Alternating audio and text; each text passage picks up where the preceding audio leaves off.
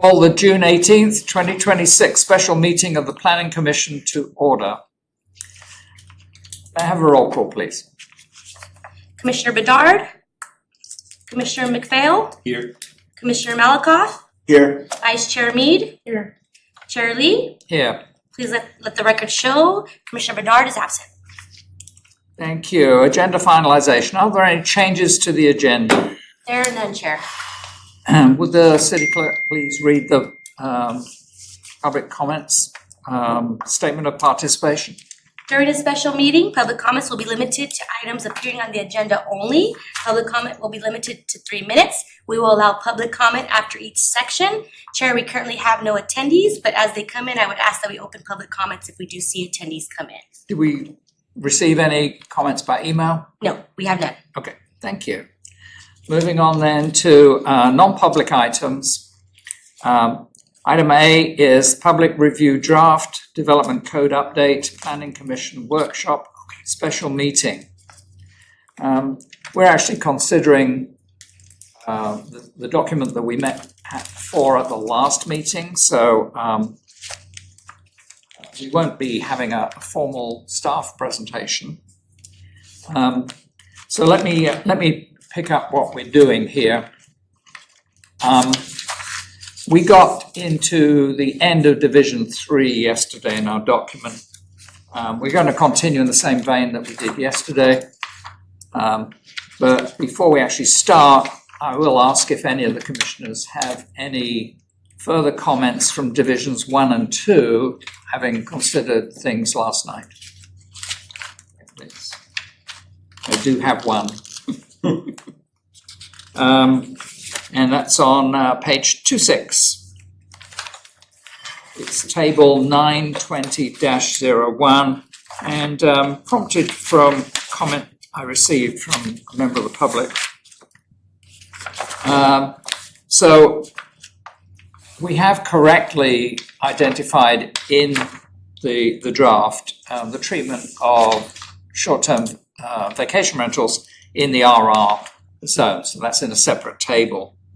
But reflecting on the current code, what we have is an explicit exclusion under R1, R2, R3, saying that they're not permitted in that zone. So the suggestion was to also add in this table, as we talked about with data centers, add a line there explicitly mentioning STVR and putting a dash for each of the zones so that it's clear that they're not allowed in any residential zone.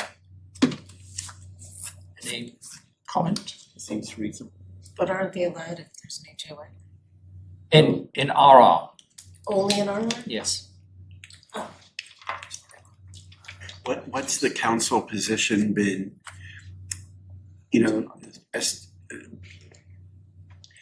the vacation rental ordinance is a big issue in every city. And did we ban them altogether here, or are they allowed? They're only allowed in RR.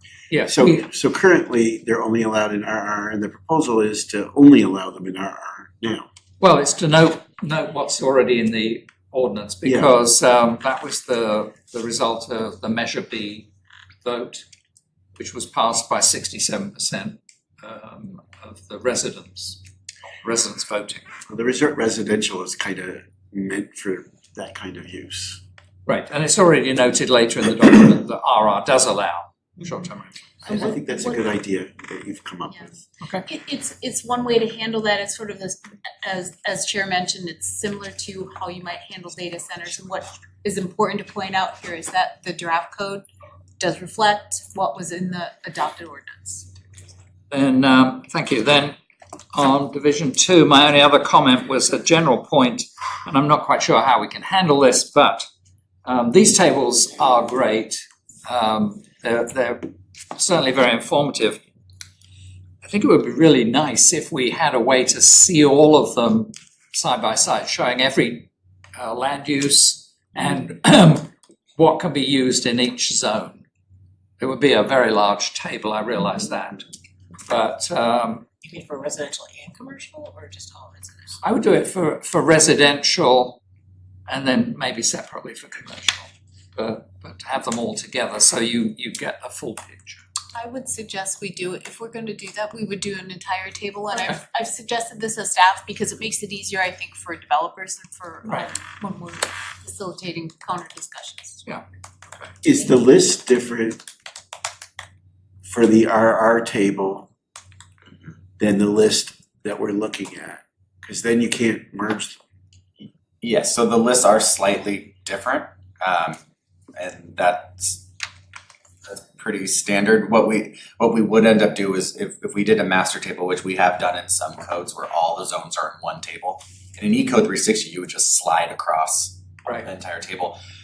It would just be a lengthier table, but we can do a master one and include everything. And it wouldn't be an issue just because one use is listed here and not the other. Well, would it be, Chair, did you want it as a tool for our analysis, or did you want it as part of the future code? Well, I see it as a way for, as Cynthia just said, for somebody who's looking to see what they can develop where. So if I want to develop X, then I can just look at that table and say, oh yeah, actually I can do it in commercial as well. So I might make a recommendation that we'll consult with city staff on the proper placement of that table, because in this current structure, it doesn't fit neatly into the zoning districts. But we can come up with a way to have a master table in there and refer to it. Okay. Be a chapter that's just added at the very end of this division, and then just a comprehensive matrix potentially. I was thinking of an appendix, but I think that's just as good. I've also seen it as an appendix as well. All right. That was everything from what we discussed previously. Okay. So I'm going to move into Division 3, and actually we're finishing off Division 3. My next note is for 965, which is shade. Has anybody got any items before that in our book?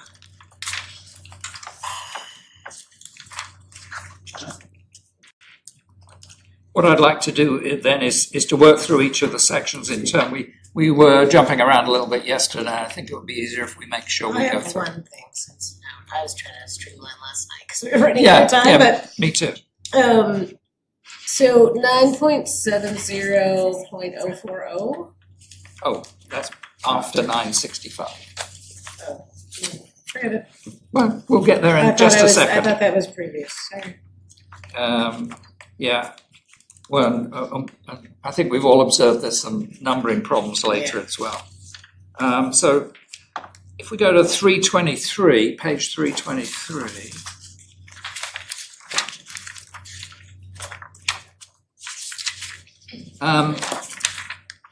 I know we're rewriting this anyway, but I just wanted to point out we have a whole list here. And I think we're trying to get away from doing lists like this and referring instead to reference documents. And I think Commissioner Bedard was talking about that yesterday. So we don't want to end up with a list of trees, which then we've got to come back and potentially update at some point. Especially since P, Q, and R, Q and R both basically say, plus anything else. Yes. Because I looked through this list and I was like, wait, our tree isn't on here, and our tree is on that Coachella Valley Water District lush and beautiful list. And then I was like, oh, it says if it's on there, then it's okay.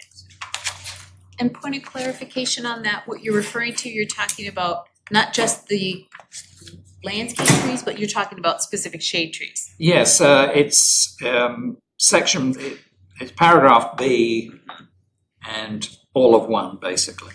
Yes, and I just want to make the clarification that what's in the lush and beautiful is allowed. Shade trees, the section B is a subsection of lush and efficient. So we refer to lush and efficient along with the reference document that Commissioner Bedard was speaking of yesterday. We refer to that for appropriate species within a landscape plan. But when we're looking specifically at shade, we have the subset. That's why it's listed out separately.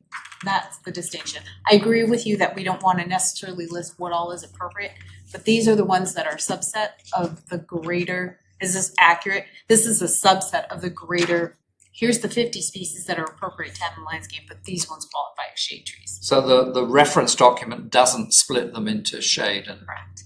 And if it, I think it does have some aspect of shade in there, but I know that this commission spoke at length about, you know, the adequacy of palm trees providing shade.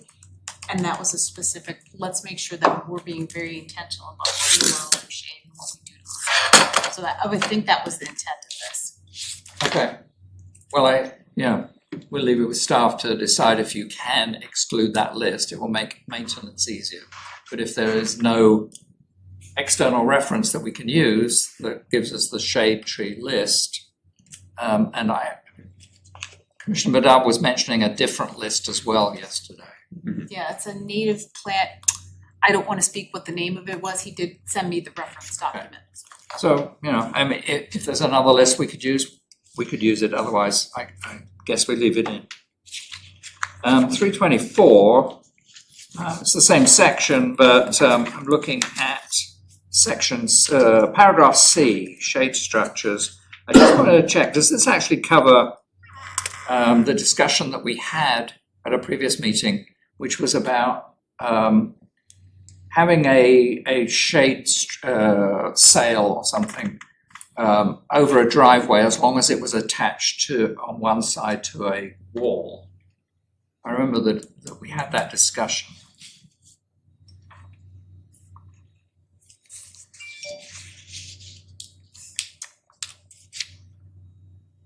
We did have that discussion. I don't remember where we landed on that. I mean, I think generally we were in favor of doing that as long as it was actually fixed on at least one side to.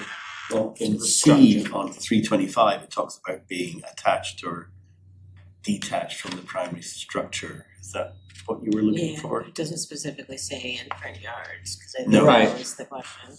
I was trying to clarify the point about being able to give shade over a driveway.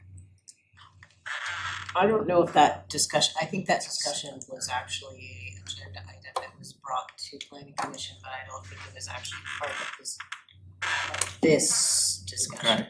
Not that it really matters, cause we had that big discussion, but I'm saying I don't think we actually did talk about it in the Right. context of the Yeah. plan. So- But I will say that the language is open-ended, shade structures may be located within setback areas, so it's not specifying which setback, it's pretty much allowing it in all, as noted. Does that meet the gist of what we were talking about at that meeting? Because Yeah. there seemed to be some concern about it not being attached to anything, Yeah, I think there was a concern about those kind of sort of flimsy cloth flimsy, covers, yeah, kind of carport things that people will put up being in the front yard and then they get blown. So if there's a concern over the attachment, I would modify C, location. Yes. So its shade structures shall be attached to the primary attached to the primary structure, provided they comply with all other applicable standards.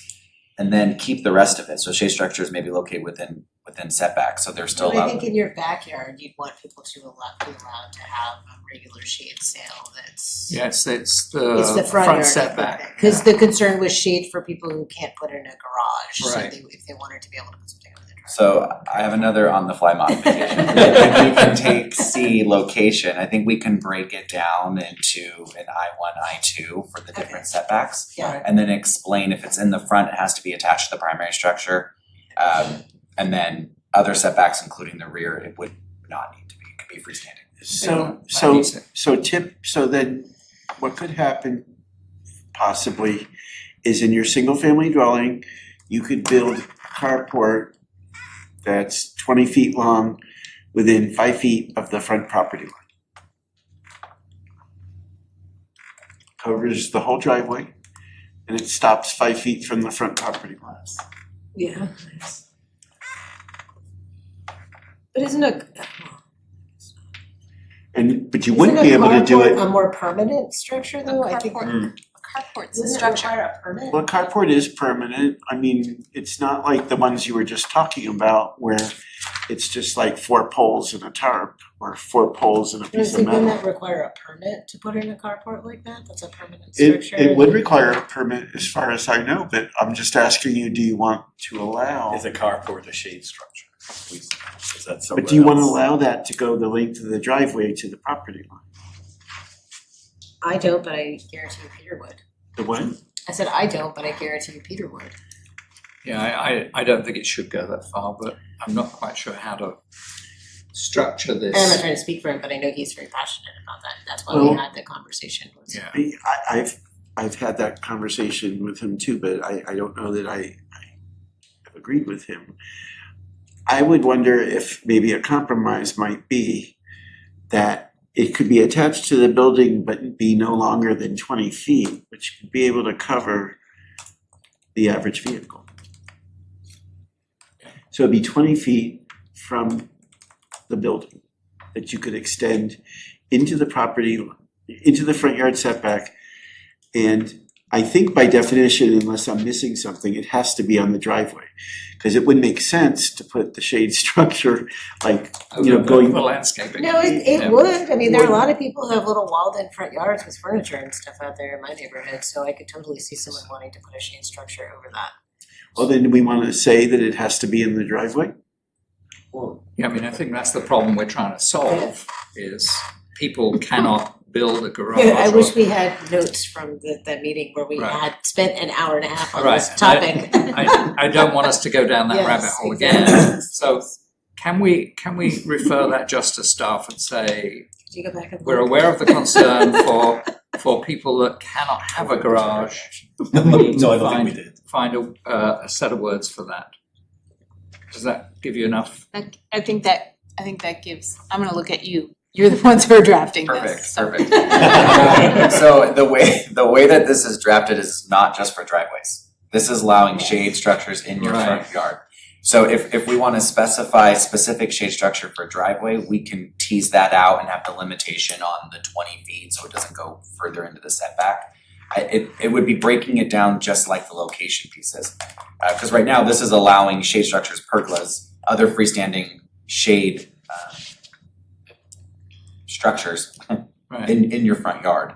But if we're talking about the driveway in particular, this wouldn't prohibit it over a driveway, because it doesn't state it. I mean, would But if this we allow, want it to be clear, we can do that. would this, as it's written now, would this allow you to cover your entire front lawn between the wall, the front wall of your house and up to the street, basically? I mean, is this basically, you could cover the entire front yard with some sort of shade structure? No, because I would think that parcel coverage would start to come into play then. It doesn't count, temporary shade structure, because if we're talking about fabric, Temporary shade structures though? No, these No, are, this is are permanent. we on these are two? permanent. I'm sorry, what are we on here? Are we on not on two? We're on 2A? Two ABC. three. Maybe, yeah. 2A is fabric? Just says shade structures, it doesn't say temporary. No, we're 965,030. Page 324. Page 320. Page 324, Yes, yes, uh-huh. C. Yes, so if we look under materials, fabric is not a permanent feature, correct? So I think that the implication is that it's not a permanent shade structure. It's a shade sale. Am I looking at the wrong side? Maybe it's No, 965. C1, allowed Yeah. shade structure, shade sail or pyramid shade structure is the first one. shade shade sails are canopy. made Oh, of. I'm sorry, the section right after that. 2, design requirements for shade structures. Materials, fabric, shade. May be made of fabric, Yes, so they're not permanent. but nothing in here is saying temporary. But nothing is saying permanent, is it? So I think that's a question to the commission. I'm just saying, putting aside fabric, if I wanted to build a pergola that it basically extended from the front of my house, like those awnings, those extendable awnings you see advertised on TV, right, that come out from the side of your house. Could that come out and go all the way out to the sidewalk and cover my entire front yard? It seems like this would allow for that. It's And I think if that's the case, maybe we want to somehow add a little bit of, the way that this is structured is it is allowing. Awnings, 100% maybe coverage fixed or essentially. retractable, shall comply with the following development standards. Yeah. So maybe we So wanna- so you'd have to So- say You that do it's want exempt, this. so you would have to say that it's exempt from the coverage requirement. So if there's a 25% coverage requirement in the R1 district, LDR district, then would the shade structure count towards that? When they're temporary, they do not. Right, but a pergola, or so going back to the pergola or the carport, in some cities, if it's open on more than two sides, it doesn't go towards the total coverage requirement. But I don't think that we define it that way. So I think I think you have multiple questions that we're trying to get at, and this section as it's written isn't answering those questions, I think is what we're tripping up on.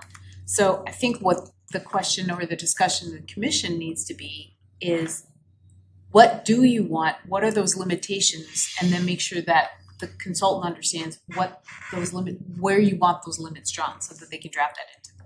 And if we look into the next section on arcades and awnings, we do get into depth, we do get into some of those pieces. That same structure can be carried back into shade structure. So a pergola, let's say, couldn't have a depth of more than 10 feet. Unless it's over the driveway, it could be 20. So we can pull that same structure forward if the commission would like. This does not speak to temporary or permanent. A pergola, is my interpretation of what a pergola is a permanent structure that is put on the property. If the commission wants to see the distinction between temporary and permanent, we can break that out as well. But I would just leave it up to what the commission would like to see here, and then provide direction to city staff and us on what you would like us to modify. So my view would be that they are two different animals, temporary and permanent structures. And one of our problems here is trying to determine what to do because we don't define them separately. I don't think the structure should go all the way out to the sidewalk, so 20 feet sounds about right, as Commissioner Malakoff said. So I guess the question in my mind is if we separate out temporary from permanent, in a practical sense, that means what? Who's gonna enforce whether something's temporary? Well, I think part of the way of getting around the temporary was to require it, if we require it attached to the primary structure, that's not really temporary anymore. Even if you're attaching shade structures that with posts to your house. Yeah, but Yeah, but I'm just saying is if we, let's say we were just to define temporary as a shade sale. Okay, we wouldn't, but if it was defined that way, a shade sale is inherently temporary. Well, then if someone puts it up, like, is code enforcement gonna go around and be like, how, you've had this for too long, you have to take it down? Like, what, are we saying temporary because we only want it to be up temporarily, or because it's not a permanent fixture? I guess it's my That's what I understanding. would interpret it as. Yeah. That's what I would interpret it as. I think part of the concern too was in past conversations with the commission was having like a temporary easy pop-up over your driveway, which could blow away, is not affixed to the ground. So part of this section was to provide standards that it has to be attached, it becomes permanent, so you just can't have that easy up in your front yard. But if you were doing a small wedding with 5 people and you wanted to put up a little thing in the front yard, you could, because it's temporary. I would say that's different because that's for a temporary event that you're putting up an arbor or even a tent that comes down. That would be, I wouldn't see that that's a shade structure that's put up full time. well, what about, I think that the building department rule is if it's over 50 square feet, you need to get a permit. But I'm not sure whether so for a carport that's connected to the house, I would think you need to get a permit. But the connection to the house, if it's not a shade structure for your car, is different if it's gonna be in the front yard. So what happens so are we gonna allow a pergola, which you could buy it completely put together and just set it down, you wouldn't need a permit. And I think a more complicated one you could just build, you would probably need a permit. But would that normally wouldn't be connected to the house, and it would look kind of odd if you did. So where would that fit in to what we're talking about? I think you're talking more about like a yard furnishing. Yeah. Yeah, that I wouldn't necessarily consider under this. It's not a type of shade structure, even though It you can almost go falls sit in, in it? yeah, it almost falls under the, like a pergola that you buy, say at like Home Depot or Lowe's. I think that would almost fall under like swing set equipment or something like of that nature, but it doesn't fall under the easy up, the thing that you have for the birthday party or the wedding, those are for the weekend kind of thing. Temporary, what we mean by temporary is something that is not long-term permanent. That you could take with you if you moved. You could take it with you if you moved. Shade sails, something that might last for 2 or 3 years, depending on the winds, depending on the sun. So, I mean, the real issue that we're trying to solve here is just that driveway issue. Because of the sun, because there are houses that are constructed where you don't have a garage. We need to allow residents to have some kind of shade on their vehicles. That was the goal, and there was another intent behind that was to not create issues that are going to lead to code compliance. Right, I mean, and we don't want, different form of temporary, but, they're made of loose cloth that's gonna deteriorate in sunlight and it's gonna look bad. So we just have to find a set of words, and I don't know if we really wanna spend all our time trying to do that here. But the goal is to provide a reasonable accommodation for homeowners in order to be able to protect their vehicles on their driveway. So. That's not a code issue. we can- Yeah, that So was- the pergola that I was talking about isn't part of what you're talking about? No. Okay. So it seems, so Or yeah, shade vehicle, In the or front shade yard. structure. Do you think you'd be able to come up with some wording for that? I do, I think we get the intent, I understand the intent of the objective. It's to provide that shade structure specifically for the driveway. How to create an exception for a shade structure, not one that is temporary. We're talking about these permanently installed ones, and creating some language for an exception for that. So let us take that feedback. I'm already having some ideas, and we can mull that over. All right, we understand what your objective is. Before we leave this page, Mr. Chair, Yes. on section 3, I have a question for staff.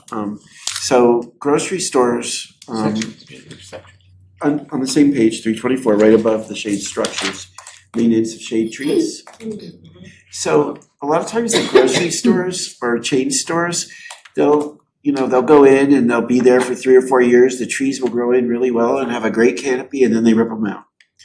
And sometimes they replace them with a pencil tree, and sometimes they don't. And is there any code enforcement we can do on that? Can we strengthen the language to prevent them from doing that? I once asked a store manager for a grocery store why they do that. They told me that they do that because they don't want the trees to block the sign so that people don't know where they are. And I said, do you really think that they don't know that you're there? And I thought it was a ridiculous conversation, but it happens all the time. So if you go currently between Ramon and McCallum, they've ripped out most of the trees there. So how do we prevent that? Well, I don't know that we can prevent it necessarily. It always comes down to the store operations and how they do their operations and maintain their parking areas and so on and so forth. However, and we do have issues where code compliance will cite a business. It might not be over a single time, but we do from time to time get compliance violations that are written for landscape maintenance like you're describing. It's typically not for a single tree. It'll be for several trees in a row that maybe are dying or getting to the point where they're already dead, and they have to replace them. When it comes to the single tree, that one I can't speak to as well. It always becomes when does it trigger a code compliance issue, right? The goal is that they're maintaining the trees, and that is part of the code. Well, But we don't, go ahead. maybe this is a city attorney question. So if the site plan and the landscape plan show a 24-inch box tree in a planter in a certain location and they rip that out, could code enforcement say you need to put another 24-inch box tree with a canopy? Yeah, they can, but the what I'm describing for you is not, sorry, I jumped right in there, I'm not the city attorney. There's a practical reality and there's a legal reality. And I think when it comes to code compliance, you know, if staff is going out and doing an inspection for something else, we do look at the shade plan or we do look at the landscape plan and make sure that they're, but if we're not out there specifically for an inspection, if code compliance isn't doing that, then it may not get done from a practical standpoint. Legally, yes, they are required to do that. And if staff were asked to go out and do that specifically, we could require them to request that. I don't know that we're gonna solve this issue at this particular moment, but I think the feedback's there. I don't know that anybody disagrees with me, but we should do whatever we can to ensure that people keep the mature trees that they have and whatever resources we can use to keep them from ripping out the mature trees. Cause, you know, otherwise you put in a 15-gallon, what I call a pencil tree, and it's not gonna do any good. Well, I mean, to just real quickly, I think the broader point that can also come out of this is that there's a lot of prescriptive things in here. I mean, just in B there's a whole thing about how, you know, the shade tree should not be over pruned in a manner that limits their ability. I mean, who's checking that? Who's enforcing that? So this code is only as good as the code enforcement that's actually gonna be going out and making sure that people are fulfilling the conditions of approval and the code. So, I mean, now that they have those cars, that hopefully. We have a situation right now that I've talked to Justin, I was thinking Jeremy, I don't know why. Justin, at the radio station on Dinah Shore in Wishing-Well, was conditioned with all of the CUPs that went in there, that they have that mature row of trees to block the interior of the lot. And, you know, the owner of the radio station and the owner of the cell towers are arguing with each other. It's gone to some independent code enforcement panel. That's a good example of where it's gone wrong. But I don't wanna get us too far into, The rabbit hole. individual examples and so on. If it's not something that we need to change in this Well, document. I'm saying that do something to keep mature trees. Right. And I'll leave it at that. And I think you were heard. Okay, Fortunately, this is gonna be one of those areas that you will have some additional staff is gonna be continually working on, so we do have some time to refine this. Right. But it's been, I know that was noted in our walking tours, walking through the shopping complexes, noting the maintenance and the dead trees. So something that we've definitely noted and will continue to work with staff on. yeah, it's been noted a lot of times. I mean, we also did some other tours with city manager, areas where landscaping is not being maintained after the building is built out. All right. Next page after 324. Is your, said you had something in Uh, 977. 970-040. I don't know what page it is, cause I didn't make note of the page number, sorry. 331. C3D. 31. C3, well, 32 actually, because D is on 32. Which basically says that all on-street parking has to be on local streets. I didn't understand that requirement. 'Cause if you have a commercial area that abuts a residential area, why would you wanna force commercial patrons to park only on residential streets and local streets? Like, normally in cities, you'd have meters on the major streets and that's where people would park, like winter parking or street parking. Just seemed like an odd requirement.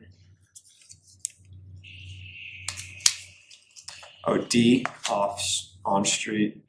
On-street parking spaces counting towards minimum parking shall be located on a local street. So if you had a business on Date Palm, Date Palm's a bad example because I guess there is no parking on Date Palm, but there are streets that could theoretically have parking on. I think arterials don't have any parking, so Ramon, Date Palm, Vistacino, We don't have any. so Maybe that's I'm getting why. a nod from. I think the intent here is that where on-street parking spaces are counted towards the minimum parking requirements, that there's a qualification on the street classification Yes. where those parking spaces are provided. Parking spaces that would be on a collector or arterial street would not be eligible to count towards the minimum parking spaces. It's ensuring that those parking spaces are in an environment that's appropriate for on-street parking. Right, I'm saying, couldn't we eventually have like metered parking on arterial streets? Well, we could do many No. things, No. Unlike. but I don't think you're gonna see metered parking on Dave Drive. That's why I was asking the question, it just seemed odd to me that you would. unless you wanna require- make it, flip it and say that they can't be on arterial or, what's the other one? Secondary. If you want to establish That's fine, I just wanted to ask the question, cause I hadn't thought through that we don't ever have parking, street parking on any of our arterial streets, it's just literally never occurred to me. Cause that is typical in most places and I just Yeah. never noticed. Okay, so that answers that question. Okay, my next one's 9:39, anyone before that? 9:39. Sorry, 3:39, yes, I'm a little bit ahead of myself. Oh, I only have the code section number, so I don't have the page Okay. numbers, so I don't know what section it is. Yes, I'm sorry, it's 970 070. I've got zeros, Okay, probably. No, I think we may have talked about that yeah, yesterday. cause Never this is mind. past the fencing section, right? And, yeah. Okay, so the question was really about item 4A, well, the whole of para 4 really. I just wanted to make sure that this wasn't going to apply to residential lots, because otherwise it looked like we were going to make little islands of non-residential parking in residential zones. So I understand if that additional alternate location is also non-residential, if it's commercial or industrial, but we don't want that to happen in a residential lot.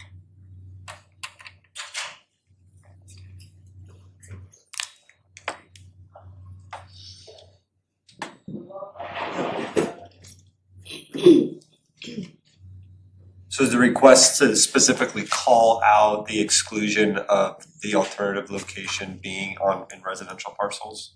Yeah, essentially just saying it should not, that additional parcel it's talking about cannot be in a residential zone. Got it. Or just say that it has to be non-residential. Oh, yeah, either way, so.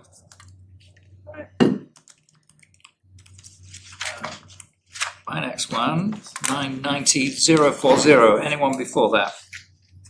Three, yeah, 990-040. 990-040. I have just a question, I think, 970-160, which is on 345. And I was just wondering, what is a parking overlay and do we have any? The board just mentions them, but I don't really know what they are. We don't have any overlays, we don't have any overlays, that isn't to say that we wouldn't have overlays. So it's a parking overlay area where there would be opportunities like for our shared parking structure, agreement arrangement. Let me look at this and make sure that. Yeah, So it's if and when Yeah. there was a parking If and when. overlay, it would be exempt from the standards. You'd have to apply what the parking overlay standards are. it's just creating that marker in the book right now. or Yeah, so it's the building in marker. a placeholder for future exemptions if you were in a parking overlay area. Anyone else before 363? What section is that? Yeah, I'm sorry. We all did I'm it trying to give you differently. both references. I know. 990,040. I guess it's just an FYI, which I think you've heard from us already on 975050, which is page 354. It's just the graphic, just a quick graphic comment. You have the fence treatments, and then you have 4 tiny little have that same almost thing. illegible, rather obscure graphics. It's nice to have graphics, but they're not terribly legible, so I don't know if there's any way Right. to I enhance literally wrote, the graphic. recommend moving the text below the images. Yes, so people yes. can actually see the example. Yeah. Thank you. So yeah, we have, as Brent mentioned yesterday, we have about 41 additional graphics that staff is reviewing. That is one of them. So it's better articulated. What you'll see in the new graphic is it actually shows it shows the example of what we don't necessarily want. It shows a blank kind of wall and then shows distance requirements and then provides those more illustrative examples of treatments that you can apply to them. Yeah. I think you'll all be really happy with the new graphics. They paint a really good picture. I sure hope you transcribed that San Ramon shading graphic. That was very good. You had it in the San Ramon code that you did. We made it even better for cathedrals. Correct answer. San Ramon who, that's what it is. That's right. All right. 990,040, I'll go with that, page 363. I've got a few items here. A1C, exterior colors shall match the existing primary structure.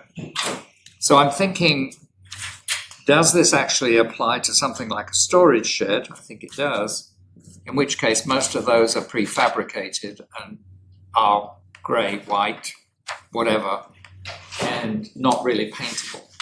So why are we insisting on it being the exterior color of the primary structure? Typically, it's just a design consistency. There's no right or wrong. This is pretty standard that communities put in. Accessory structures need to match. But this was just a draft. This is just something to put out for consideration. Right. Because it's also inclusive of, I think maybe what you're referring to are like the 120 square feet, Yeah. ones you can buy at Home Depot. Tough sheds. We're not really talking about that in this provision. Those are accessory structures that would be beneath the threshold I think that we're talking about.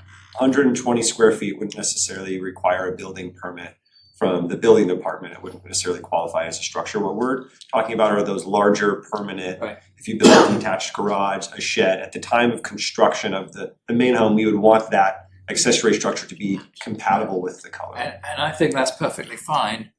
We just need to make sure that somebody can't come along and say, well, you know, his garden shed is the wrong color. And Right.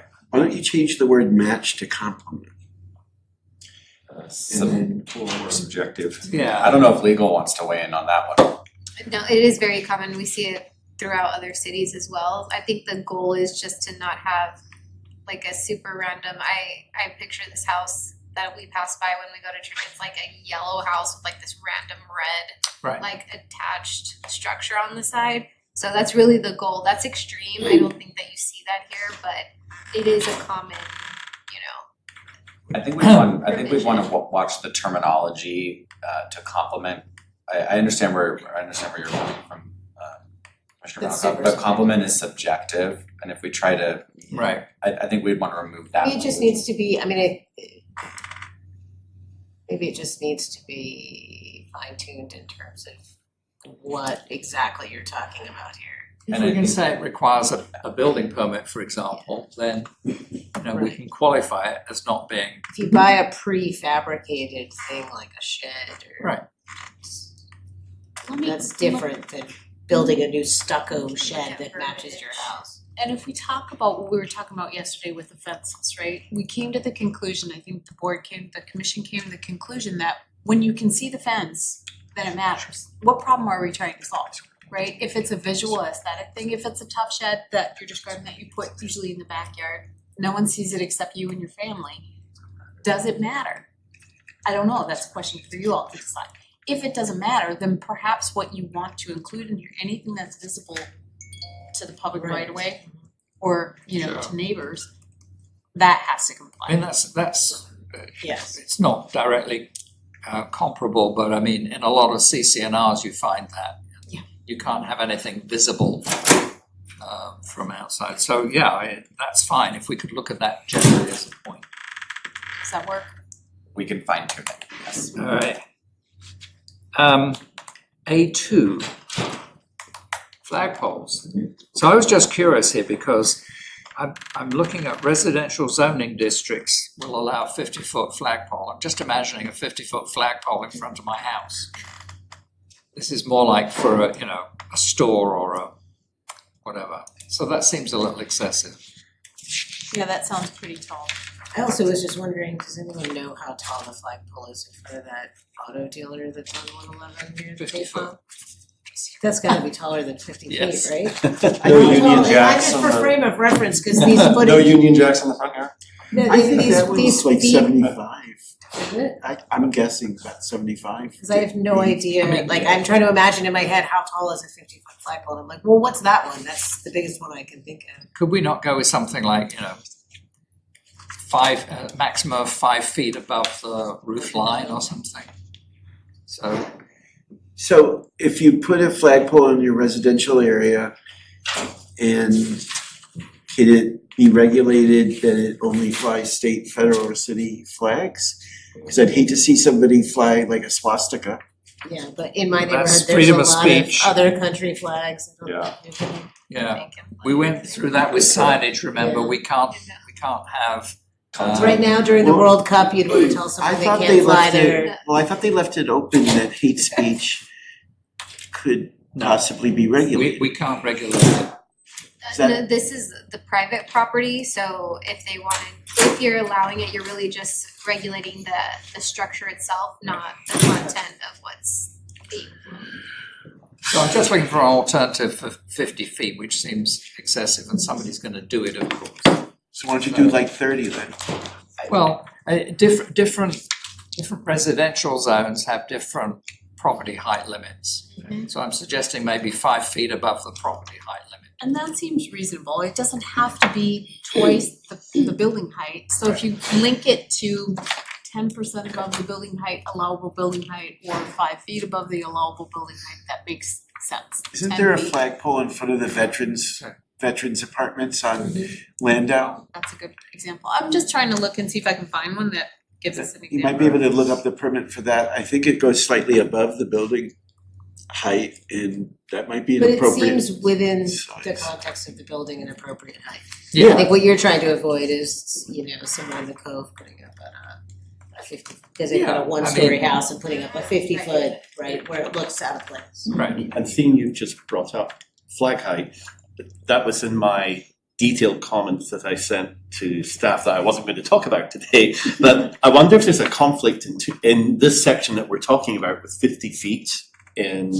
page 363 versus page 381. Jump ahead, there's stuff about exempt signs. 9105050 and it says there, flags provided that the pole height does not exceed 25 feet in residential zoning districts. Oh, So is there some kind of mismatch here? Very good. you caught them out. Well, that just says they're exempt from Yeah. the regulations if they don't go above 25. That doesn't say they Maybe. can't go above 25, it's just they would fall under the regulations if they went over 25. So why don't we just go, we've got that kind of variation in other things, so go with residential height plus 10% maximum. And just for reference, it looks like the one at Veterans Village is just slightly higher than the building height, and the building height is 2 stories. So say 55 feet. 25 feet or so. So you could either link it to the tallest building on the site, or you could link it to the maximum height. I like the Either way. 10%. Chair. Yeah, and I do wanna point out that this standard isn't necessarily new. This has been in your existing I'm sure. code. But what we can do, I do agree with the chair and the commission that we can lower this. I do think so many feet above the base maximum height of the zoning district in which you're in is fair. In a single family, it would be 35 feet if the maximum height's 30. 5 feet above the roof line. In a higher density, it would be higher than that. But you're not gonna get up, right now, your current code allows up to 100 feet in certain areas. You'll see from across the valley. But you're not gonna get, there is no zoning district in the city that will allow, like, gets up to that height. So we would hold it all down, but I think it's an objective way of handling that, I think we're fine. And it's linked to something that makes sense. Yeah. And I don't wanna I'm going to bring this up. The other thing that may not be in the code is antenna heights, and I think those are another thing, so we. That is in the code. They are in here. Yes. There was a lot about ham radio antennas. Yes. Yes, and I wanna make sure that we've got a logical linkage to that as well, and that it meets the FCC requirements. I just wanna throw that out there now. So, going to B3, same page, paragraph B3. And this may go back to something Cynthia said earlier about, whether it's visible or not. But I didn't quite understand what we were saying here, that an accessory structure is set back from all parcel lines a distance equal to or greater than the structure's height. So if somebody was to put a gazebo in their backyard, they're typically sort of 10 or 12 feet high. So then it would have to be set back 10 or 12 feet from the property lines. Most people aren't going to be able to do that in their yards. I have several friends with structures in their backyards, and they're at the current 5 feet, I would imagine. I haven't measured it, but it looks like sort of. The cars are 5 feet, are big, are sheds at the back, Yeah. from the back. Yeah, I'm not sure why we're going to the height of the structure instead.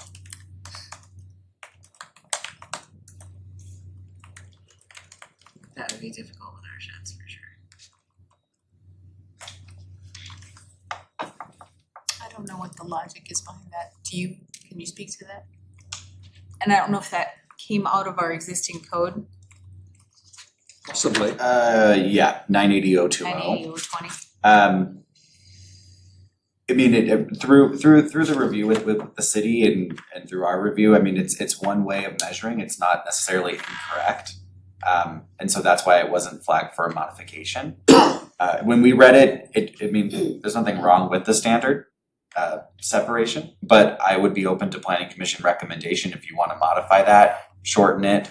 Yeah, I mean, it's completely within your purview to make that recommendation to modify that. I would go with what's currently understood, I think, which is 5 feet from the property lines. and that's fine. Yeah, no, and then it would also have to comply with setbacks from a structure. Building code requires setbacks from structures for fire reasons as well, if it's not attached. Which I think is 5 feet. Yeah. Or 4, it depends where you're building, but yeah, so understanding has to comply with that as well, then we'd go with 5 feet. Yeah, all right. Well, this is easy today. My next one is 9100. I Not got sure if one it's 30 or 030, I can't at, got remember. one at 990-050. 990-050, go for it. Storage containers, there's a bunch of requirements for, there's one I think where they have to be like covered. I should pull it up there. Here it is. Permanent storage containers shall be fully screened and enclosed in compliance with chapter 9.85 screening, and shall only be allowed in commercial and industrial zoning districts. So the only two storage container units that I personally could think of off the top of my head is there's one in Dennis Keats Soccer Park, which is neither commercial or industrial, and it's not enclosed. And there's one in Demuth Park, both providing the same thing, which is they're right next to the soccer fields and they provide a bunch of, I think, storage for equipment. So it seems like that is a decent use, I think, for those kind of situations. So I'm just wondering if this should either allow for maybe in parks or athletic fields or something like that, since those are the only two I can think of. And maybe they don't have to be fully screened, because I don't know how you would. I'm assuming both parks are city-owned parks. One is Palm Springs. One's Palm Springs, Yeah. but yeah. I mean, it just seemed a little restrictive just because, but I would have to defer to the city on the allowance of storage containers in parks for equipment. For city property. City maintained. Dennis Keats is, but I think isn't it under the jurisdiction of the AYSO people now? It's like Well, no, not- we have a So it's contract a for contract or maintenance. something? but- I don't know about that specific park, but generally when the city or whoever the operator is of the park wants to, they'll have to choose something, and they're fairly limited in what they can choose for the purpose. So I would allow greater flexibility. That's what I'm to- saying, yeah. yeah. Uh-huh. Yeah, Just so I because it would seems say like yes. that would be an okay and acceptable use. To But allow on a it. city-owned property, I mean, Do you the city could put a storage container on its own Exempt. property, Oh, cause city on property. You guys are exempt from your, Right, correct? so in that case, My issue. Okay. You're like, it doesn't matter, you can just tell me that. Well, I mean- Which That's why I'm referring to the You city, wouldn't- if it's a city-owned park and the city wants to, and the storage container goes in a park, in that case, the city would be regulating itself. Yeah, that's You right. would- It's not necessarily like a legal exemption, it's just operationally, are you really gonna issue a citation to the city manager, to like the city? And who's gonna pay Yeah. it? No, But I do but think- You might enjoy that. But Chair, if I But could- don't you Yes. think though that if the city would allow itself to do something, it shouldn't then be restricting someone else from doing it on in a private park in But the neighborhood? the first thing in the zoning code is that the city doesn't have to follow its own rules. Yeah, so But I do That's think standard. the vice chair brings up a good point. If the allowance is within parks, whether it's city owned or it's a private park as part of a Like a development, golf course or something. do what if they you, wanted- does the commission want to allow storage container on the property of a park for storage purposes? I mean, I think that's what the vice chair is getting to, Yes, and right? it seems to me like a legitimate use. I mean, wouldn't a golf course fall under there? What if a private golf course wanted to have a storage container? It'd probably fall under one of the recreation uses. But this only allows, well, I guess commercial would be considered commercial, I guess. Well, commercial would be commercially, Cause it says it allows in commercial and industrial zones. Zone districts. So would a golf course be commercial? Or residential. Usually Not all of our necessarily. golf courses are almost all in resort residential.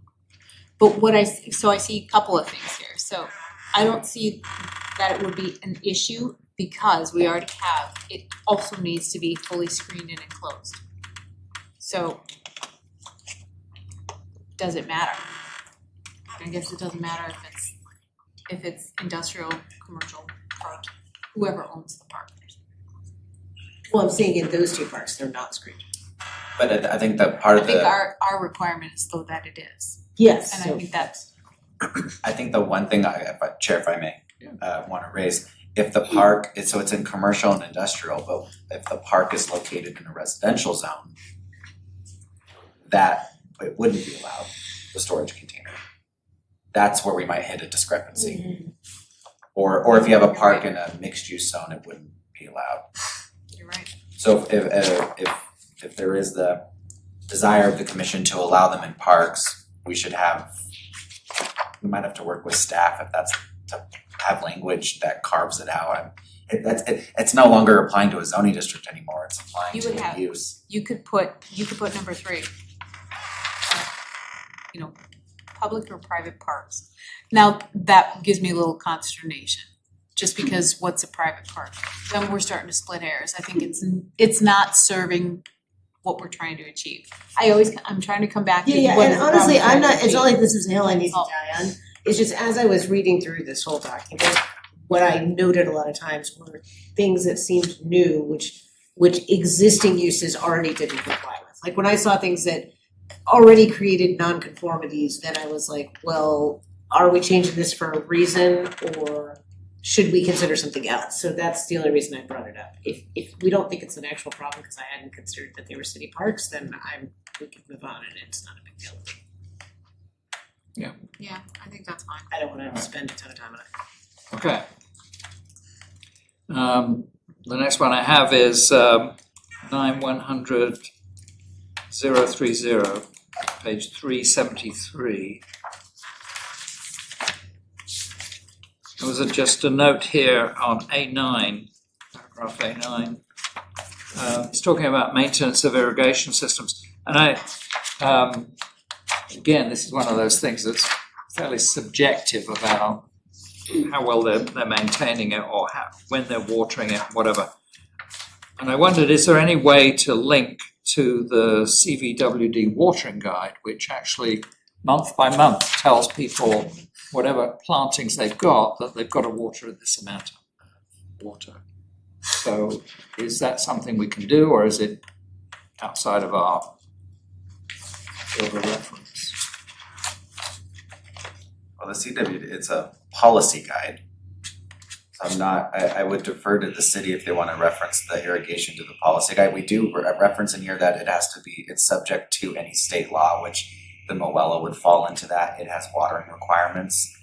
But I think it just comes down to a jurisdiction base. So I would need to ask city staff, potentially even legal, if we're referring out to a policy guide on watering, if that is.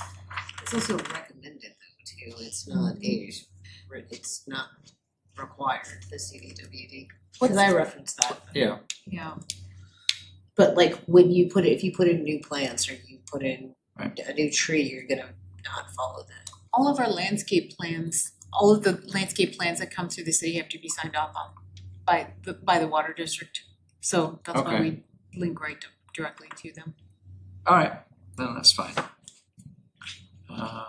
My next is on 383. Anyone before that? It's it's 9105060. Oh yeah, I got a 9105050. Ooh, okay. What page is that? Political signs. 82. Oh yeah, exempt signs. I think there is a question about number of signs. Residential yard signs, 1 yard sign is allowed per residential parcel, provided that the yard sign does not exceed 8 square feet.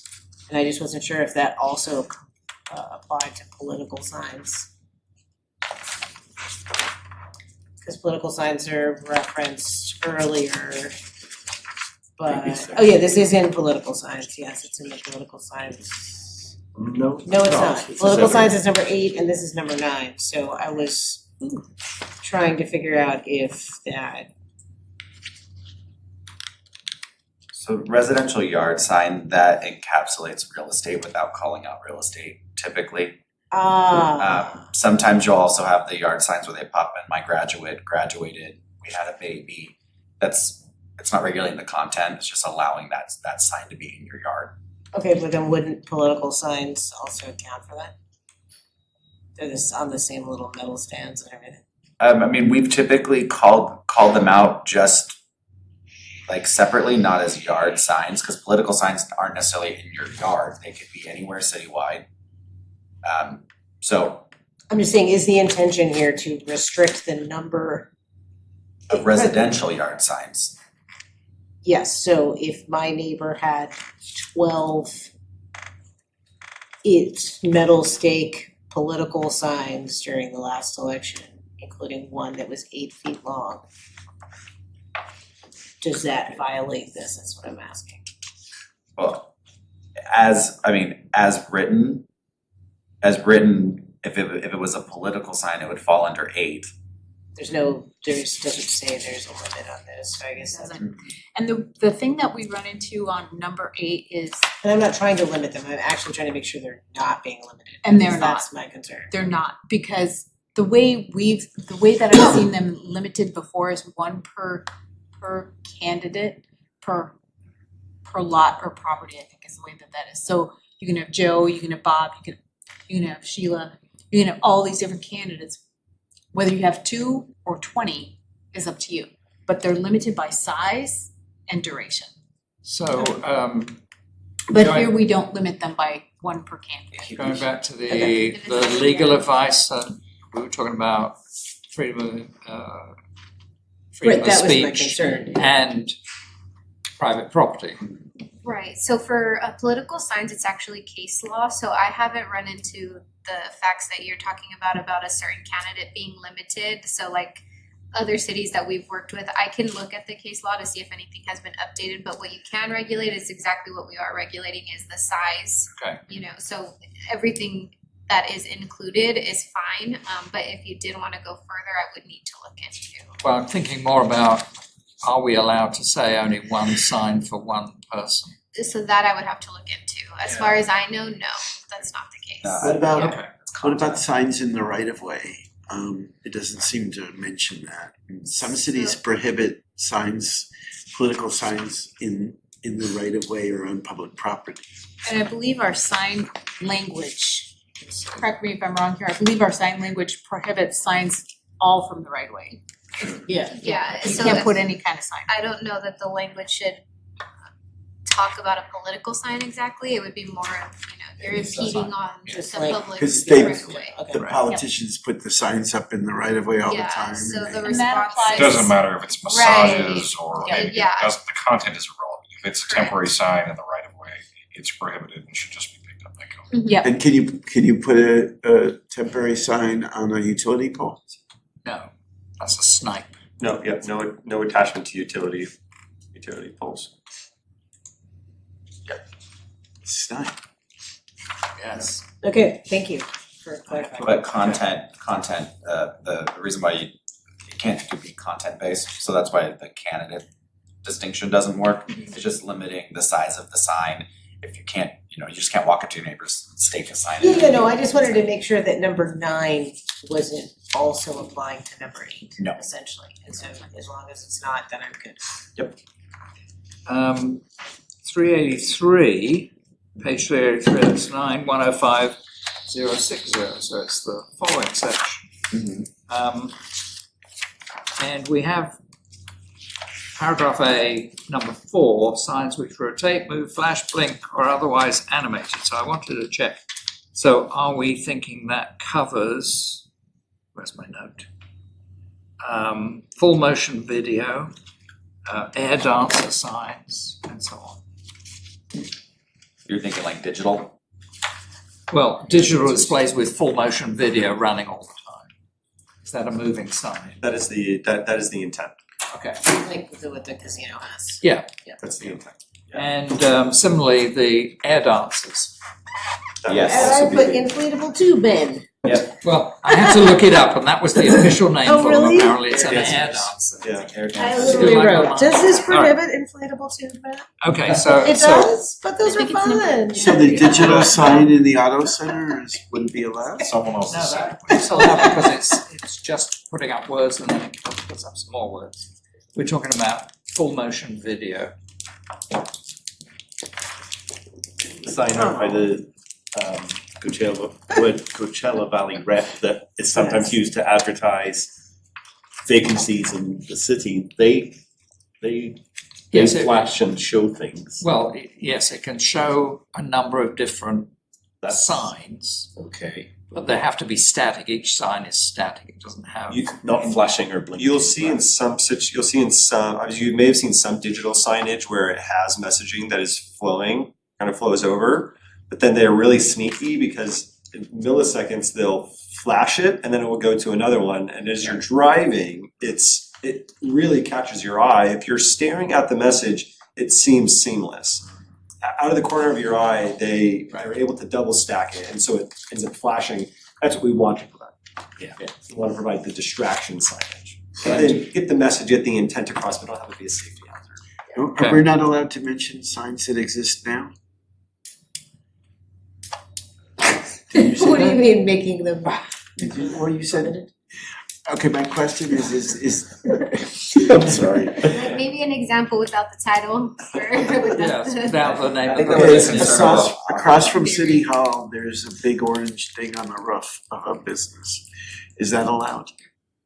Big orange things on roofs, inflatable chickens and so on are not allowed under No. this code. No, it'd be an inflatable or tethered balloon. Are they allowed under the code now? number 15, they're not. Justin isn't sure.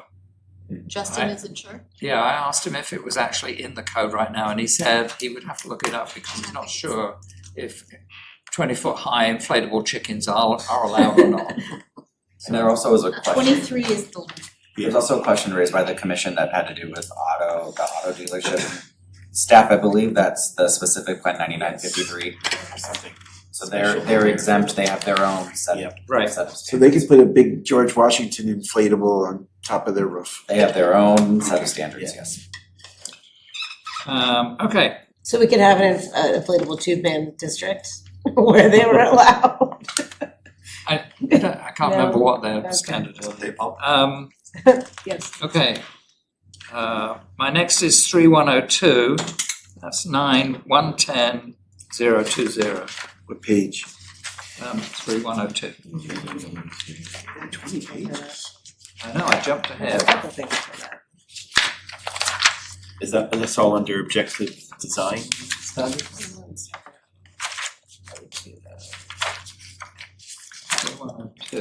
It's, Yeah. section is 9110020.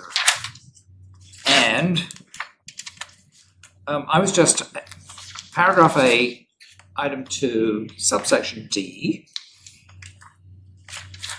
Where is it? I got the wrong page number. Item 9, sorry. A minute. Metal siding. God. Metal siding. Yes.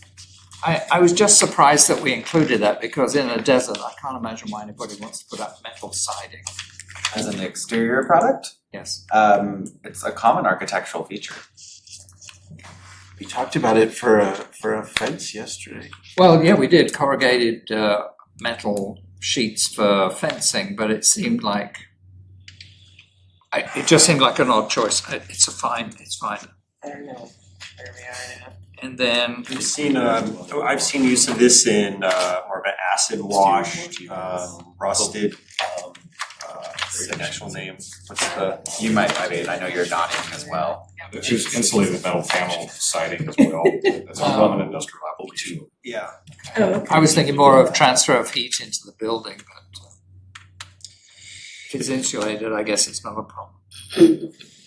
I have something for 9110020 as well. Okay. There's something about the step backs for step backs and recesses, it's on page 3-99. It says that there needs to be a one minimum 5-foot step back on floors above 3 stories in height. So that would mean you'd have 3 floors with no step back and then a step back. I think it should be 2 floors and then a step back. So I think it should happen at the third instead of above the third, because I think potentially 36 feet in height is pretty tall to go before you have some sort of step back. That's just my opinion. I have 2 general comments about 9110. One being that this draft, is this being rewritten or is this, it's just graphics that are going to be in here, but the text is not changing? Well, that's twofold. The text can change as part of this meeting. There are additional graphics that are gonna be put into this section that clearly articulate more of these standards. But if there are changes in text you'd want to see. This is one of those sections that is not being rewritten, correct. Because I think when we did the presentation on it, there's a section for commercial uses, but That has been removed. But there's still a mention of it in the very first sentence of the section. oops. Which I noted, it says for residential. Are you under where? Objective design standards, whatever the first page is, one of these tabs. It's page 395. Oh, it's a 9110.010A. I think, yeah, the commercial developments in the first one, that needs to be struck. And then the second general comment that I've said a few times in my submitted comments and you've heard here is it's really critical for this section to have a lot of helpful graphics like the Palm Desert example we went over, and I'm sure you're working on that, so just I believe there are reiterate 41 graphics. I would say the majority of the 41 graphics are objective standard graphics that show recessing, show landscaping, show step backs, daylighting, the conversation about the CMU block walls. Graphic for the step back. Yeah. Vice Chair, we have one for that as well. And this So I, shady. O20, A2F, which is 3103. Yes. Glasses probably blind after. At the top of that page, minimum fenestration, each facade shall have a minimum of one window or entryway. It seems like one window is not enough. We're talking about exterior walls. It says a minimum of one entryway shall be provided for 100 feet of structure facade. It seems like more than one window. If you had 100 feet, you could have just a door and only one window. Yeah. Like, I noticed those apartment buildings that are on Cathedral Canyon, just south of Ramona. I can't remember what they're called, that have been under construction for a long time. Yeah. When you see the south side of that building, there's like hardly any windows and it just, What might be a better metric here, what, just like we have a per 100 yes, feet exactly, is that's what I'm thinking. for every, it doesn't mean that you have to stagger them every 20 feet, but for each 20 feet, there shall be one window, windows can be placed. Yeah, I think said every 20 feet or something like that, on each floor maybe, and again, they don't have to all be stacked, but. I'm just saying they could be designed differently, but I think Otherwise, the you can- metric that staff brought up is one that we can implement. Yeah. It works. awesome. all right. Bigger the space, the more. Any further comments for Division 3? Oh, I have a question. I noticed that we prohibit glazed or painted tiles as a roofing material. What is the difference between a glazed tile and the Spanish tiles that we all have? Unless we're prohibiting those. I don't think those are They're glazed. not glazed. So what's glazed? What does that mean? It's shiny. Certainly. It's got like It's a porcelain. baked on coating that they bake on Okay, alright. during this ceramic curing process. And painted tiles would just be decorative tiles? Essentially, painted tiles will also would have maintenance issues too. Anything else for this division? In which case, I am going, Division 4. in which case I'm gonna Okay. recess the meeting for 10 minutes and we will then resume. 5:27. Are we muted? Apparently not.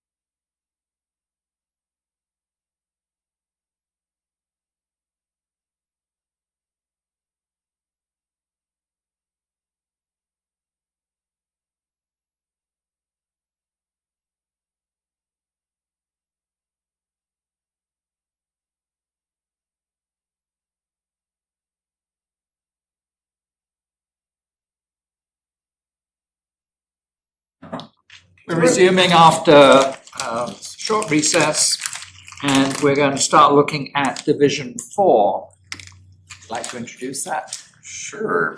Okay, There's a lot to division. so we've talked about zoning districts, allowable uses, the development standards within those zoning districts.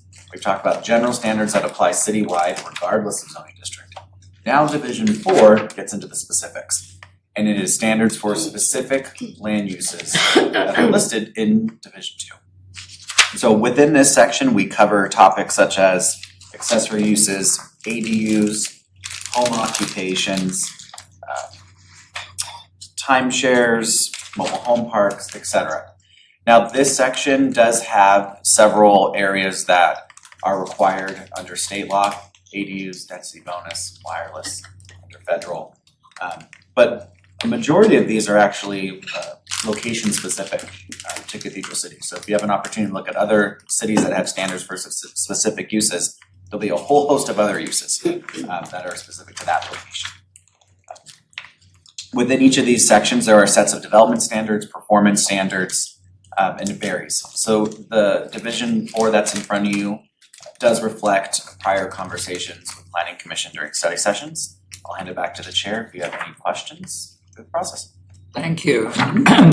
Just for anyone who's watching the video, in our previous meeting yesterday, we talked about a matrix of a Excel spreadsheet that was provided to the consultant. So we're not going through that point by point. Cynthia just reminded me of that. But we're asking commissioners to pull out the items that they feel still need some discussion. And so we are going through parts of the document, but we're not going through every page. Okay.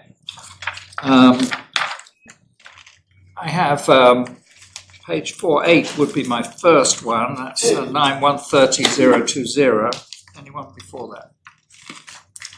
Is there,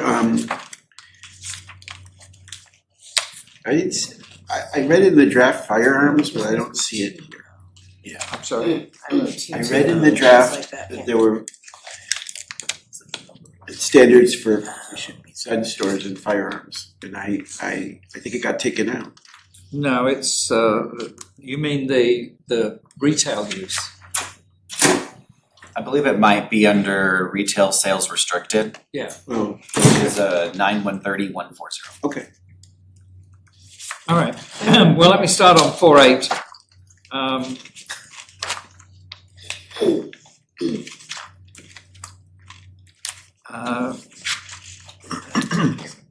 Yes.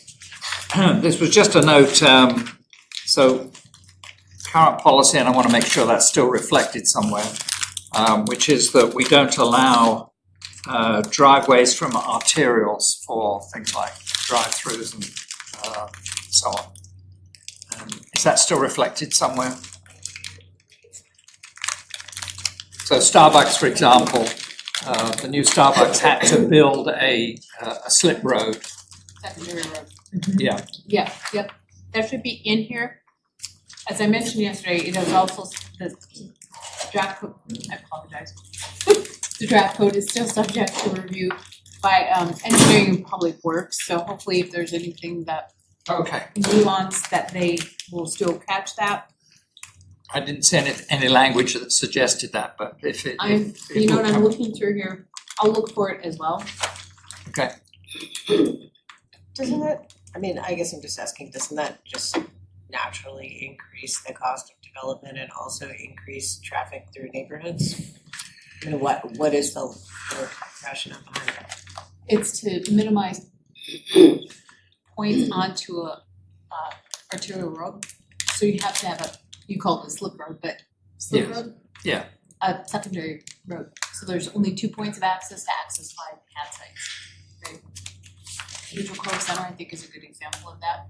So there's 7, I believe, sites, but they only have 2 access points. So the developer has had to create an internal network, internal access road for that. We Right, have but I'm a- saying that internal access road takes up a lot of space that could have actually been developed as Yes, usable because property. we want we want a few points of conflict or intersections along the arterial road as possible. Right, but can't you just have a driveway into an intersection that goes into a parking lot? Well, One into for a, every contact point. so into a parking lot, but not into the drive-through of a Oh, okay, I'm sorry. I thought So you just meant we don't want into a traffic backing development. up onto Okay, the got it. arterial. Yep, Yeah. got it. Chair, if I may. Yeah. City staff, do you know the location of where that access portion is located in your current development code? In the current development code, I don't. I can look it up, Well, that's okay, I mean, you can take a note on that. but I think you're talking about something different from how I'm understanding. You're talking about the access for a drive-through, so that they can't take directly to a drive-through, not what I was describing here with a secondary road. Well, they had to build that because the Starbucks was on the end and they couldn't have Starbucks directly off the 111. And that was the point of clarification. I didn't know if that standard was specifically a drive-through standard that the city had, or if it was a generic access standard that's applied to development.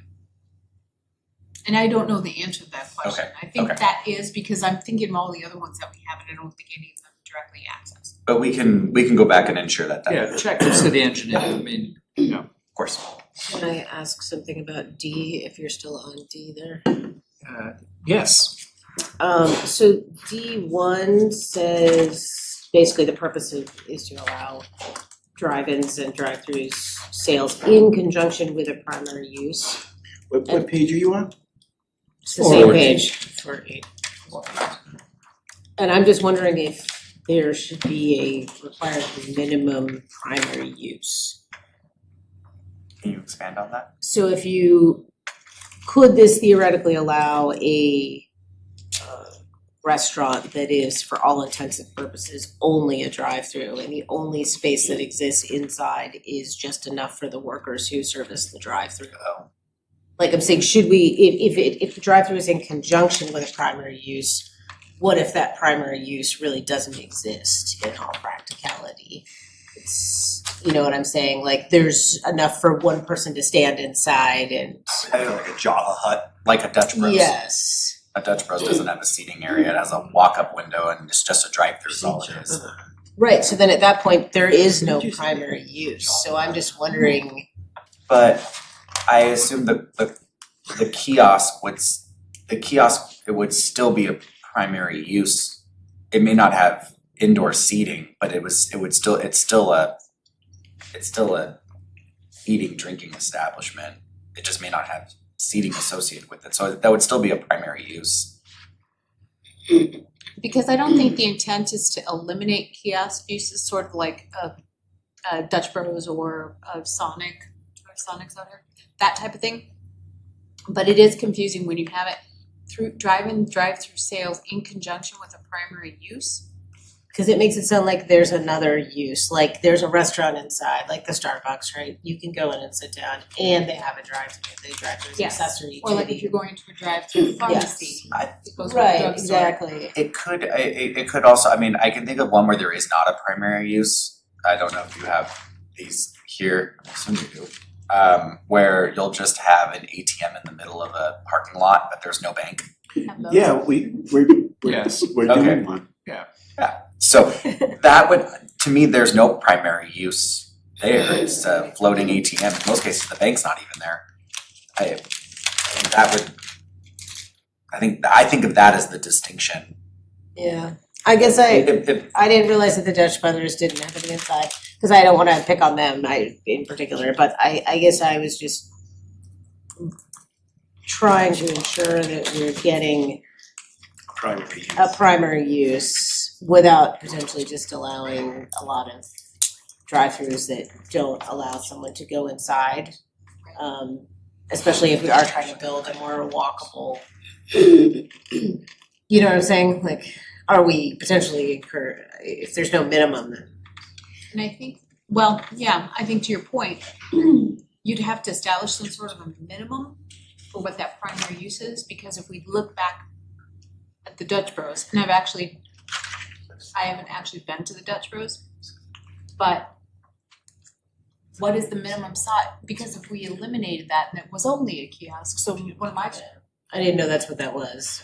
Otherwise it would- I couldn't think of any real world situations where that was happening. Well, I so think of like a Sonic, I don't know if we have those here, I don't remember. We do, there's a Yes, Sonic there's on a Sonic. Tapon. Okay, yeah, It has a drive-through and a drive-up. yeah, and so they're normally a drive up, but they also not have drive-throughs, so but they don't have a restaurant in them usually.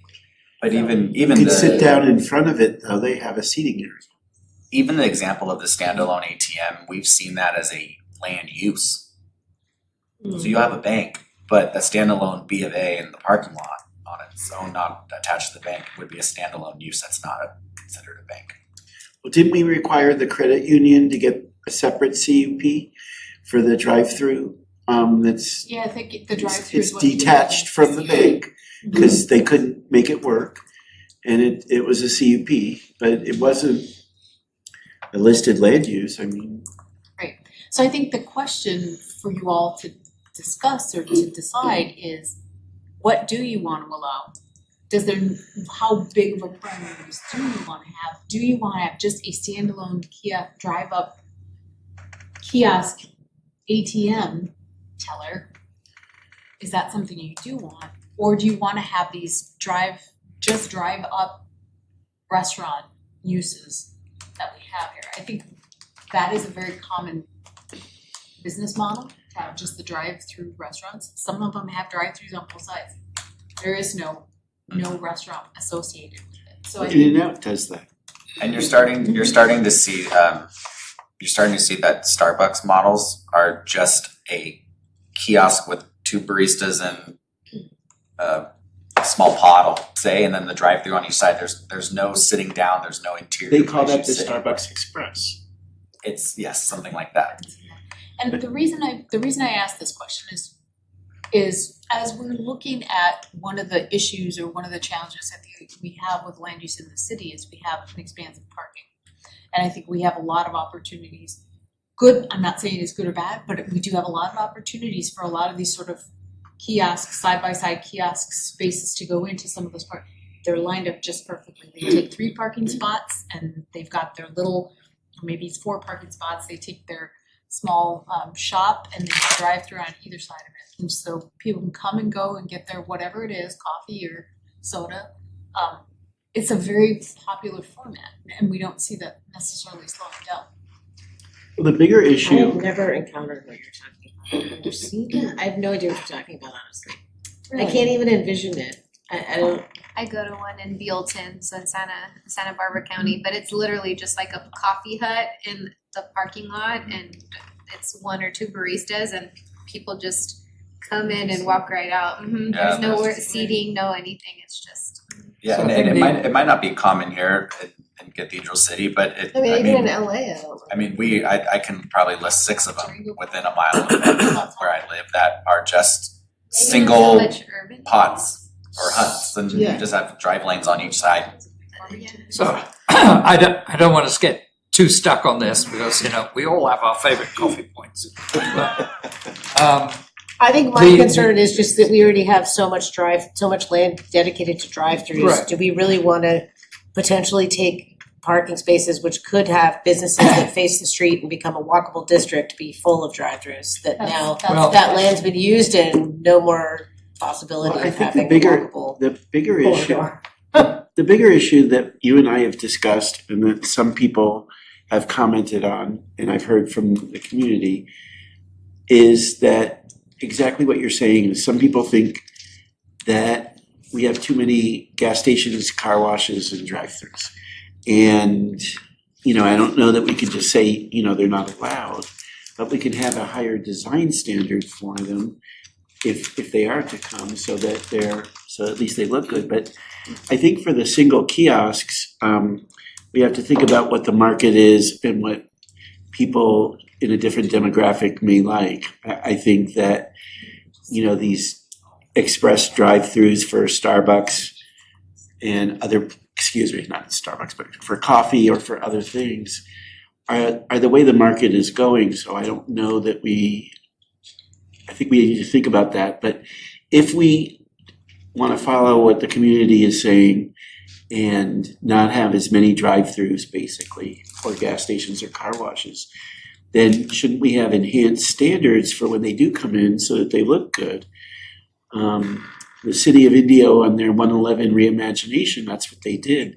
I mean, they have like 5 pages of standards for their CUP for drive-throughs for restaurants. And they're not easy to do, but you can do them, but you have to do it the way they want. So we need to decide, do we want higher standards? How do we want to limit the amount of drive-throughs and gas stations and car washes that we have? So in reading the section, the only one that has any location requirements is the gas station. And it's the same requirements that we have now, that you can't have more than 2 per intersection.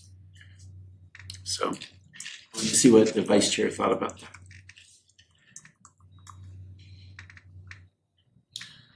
Yeah, I mean, that's fine, I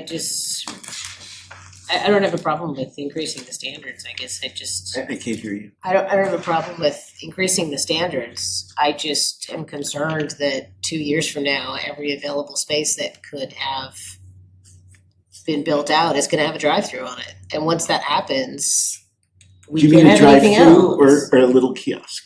No, I mean a drive-through of any variety. I mean, that seems to be the most common thing we get. I mean, this downtown area, I'm not saying anything bad about the Starbucks or Chipotle, but that could have been part of an eventual walkable district, and now we have 2 drive-through restaurants there. And now that those are built, that we will not have something that would have been more walkable. And again, I know people like those places, but And in I'm just- 3A, that's exactly Yeah. what they carved out to do for that specific area, Right, which so I'm is just- unfortunate. that they I'm did it. just saying, is there any way to ensure that we're on some level at least getting a sit-down restaurant when there's a drive-through? At least maybe in some zones or in some areas or something. Like what you were describing sounds like it does make sense inside the middle of a parking lot, an already built parking lot, but maybe not in new development. I don't know. Well, and that example that I gave, it's in a rural place, there's 2 places that I'm aware of that, I'm very familiar with that, Farmington, New Mexico, which is not a big city, Danny might, or Chairman might be familiar with that, and then also Durango, Colorado, another small area. But I think the point that you're bringing up is not only is it gonna take up parking spaces, but with the mixed use incentive overlay that we hope we get here in front of you all soon. If that space is occupied, does it then preclude an application from coming in for parking that might have experienced redevelopment? So I think that's a good question to consider in tandem with what you're asking. Ultimately, it's up to you how you'd like to do this. I think you don't have to necessarily decide what those standards are. That's what we're here for. But if that is the direction that you do wanna go, hey, we want to limit it, we wanna raise the standards on this, you Yeah. certainly can. And you could even just say, you know, double, I don't know what you would call that, double double-ended, lane. double lane, you know, Well, to and so- from. And I think there's a few ways, just to the vice chair and the chair, there's a few, I mean, you can limit where drive-throughs are allowed through the allowable use tables, certain zoning districts they're not permitted. You can limit the amount of lanes that a drive-through facility can have. I mean, if you think some drive-through restaurants have double, triple lanes, it just depends. You can increase the standards, as what was mentioned in Indio. You can also prohibit them moving forward. So there are cities in California that do not allow drive-throughs anymore. And when the market and the demand is there, restaurants and stuff will come in. But that is a big political thing that the council will have to make. There's an economic development thing. I'm not in favor of either side. What we've heard from the public is, and on the opposite spectrum is, well, we're a hot climate, I don't wanna get out of my car. So there's lots of competing opinions, but there are lots of ways to approach this. So I think what would be beneficial to hear from the commission is some guidance, Chair, on how to move forward with this specific section. Yeah, I was about to say the same thing in terms of economic development. And this isn't something that we can put together a standard in the next 10 minutes. Right. This is something that deserves a proper discussion in staff. And so I hear the same comments. I mean, I think we've all heard those comments. We always seem to get our coffee houses or drive-through restaurants. So I think the idea of putting together some higher standards for those types of application are appropriate. Now, May have a just- template from Rich from just- India. yeah, just remember that, for example, we only recently had a Dutch Brothers. Dutch Brother has 2 drive-through lanes. They have one seating area. It's outside. It's not inside. So nobody's going to sit there. And Palm Springs is just looking at a triple drive-through by Home Depot for a Chick-fil-A. So, these developments raise a lot of political questions. And I don't think it's our job to make policy. That's the job of the city council. But I think we can propose some more restrictive standards to really sort of increase the drivability of the city, the walkability of the city, and also to make these things look better on the street. So that's where I would be, I think. So higher standards for drive-throughs. I think that's what I'm hearing. Can I ask one follow-up question in regards to higher standards for drive-through? Is there the desire to limit the amount of lanes? I don't see the need for a triple drive-through. I just Because higher standards, I think we can do that. I just want to. I don't want to see a triple drive-through. I don't even know that a double is all that necessary. Right. The Dutch Brothers now is not a double. Somebody said it is.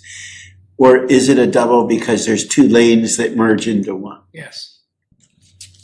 So I would personally say if you want a higher standard, you have to lessen the number of lanes to begin with, because otherwise it's turning into just a huge traffic problem and a knock-on effect to local parking. So I would say, drive-through is fine, but single lane only. So that would be my starting point. Well, and there's something in here in D or 4B on this same page, if you scroll down, I think, that the stacking area, a minimum of 8 cars for food and beverage related drive-throughs. I don't think most of our drive-throughs have enough space for 8 cars to stack, unless they're in a pre-existing parking lot.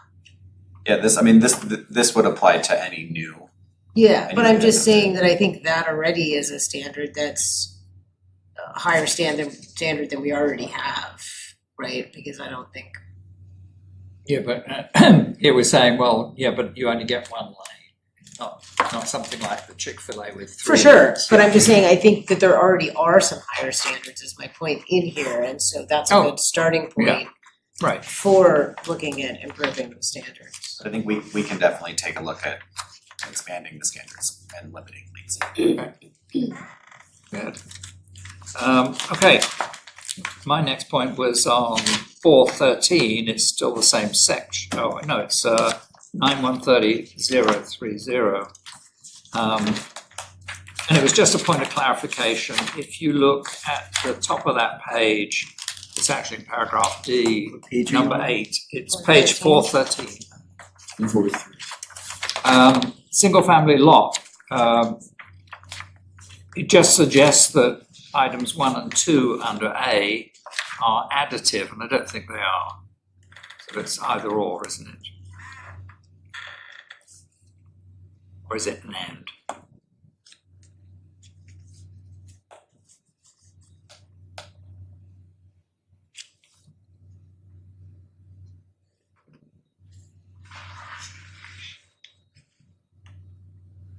It doesn't even really need an answer right now, I just wanted to clarify in the Yeah, code. is it an or Yeah. can you have 1 JU plus and under 800 plus and over 800, or? we can go back and double check that language. Okay. Okay. I have 414, E7. Oh, that's gone, sorry. 415, 9130.030. Oh, you went past all the home occupation stuff. Did you want to stop Did? at home? Oh, I'm sorry. Yeah, because I've got a gap in my, where did you want to be? 9130-100, is that where you were? Is it before where you were? That was before 413, yeah. What page are you on now?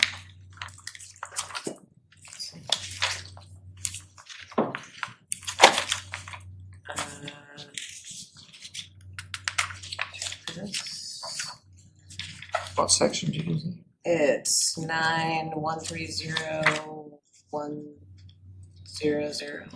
Oh, home occupations, 423. I think you're ahead of me. Yes. Oh, You okay, are. then keep going. I Do can't you tell wanna- it from the. Do you wanna go in order, or do you Yeah, want? I'm going, we're we're trying to go through Yeah, the book so- in order. Does anybody have anything before page 420? Yeah, I have 415. So I just wanted to check G5 on 415. I'm assuming that also applies to, where are we? Yeah, applied to detached as well as attached. G5. It's a staff assist deed restriction on JADUs. This is just for junior accessory dwelling units, which are built with inside. Oh, okay. So it would be, it's not even, I guess it's kind of attached, but it's a unit within an existing home. Okay, yeah. It's the only type of ADU that a deed restriction is allowed. Okay, good. Well, I'm fine till 421 then, 419, 419. 419? 13060, bed and breakfast inn, which is kind of a definitional type question as to, do we have any of them? What are they? Do we permit them? And then also, based on the definition that's written in 8.6, in the definitions section, how does this differ from a short-term rental? Because it says, an establishment offering lodging in a single unit residential structure, short-term stays of less than 30 consecutive calendar days. So I'm not sure, do we have them, and is that a conflict with our short-term rental ban? Well, let me just comment on the short-term rental bit. There is part in our legislation or in our ordinance, there's a definition for a home share. A home share is a short-term rental, but the owner of the property has to be present throughout the stay. And so you can get a home share license, and that's available in any residential. So bed and zone. breakfast, the person should be there. You do live there, Yeah. it's there, yes. Yeah, and it is a requirement of 9130.060F, on-site management property owner shall reside on the property as their primary residence during all stays. B&Bs also serve food, so there's a food component, but only serve the people that are staying in the home. And it's a B&B is almost like a hotel, just on a small scale. So it's different than a short-term rental where you're renting out an entire house typically, or an accessory structure, but yeah.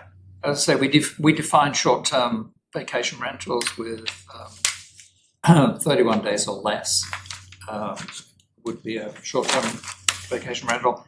And then the home share was added because there are people that want to rent out a room for Coachella weekend, which they charge $1,000 a day.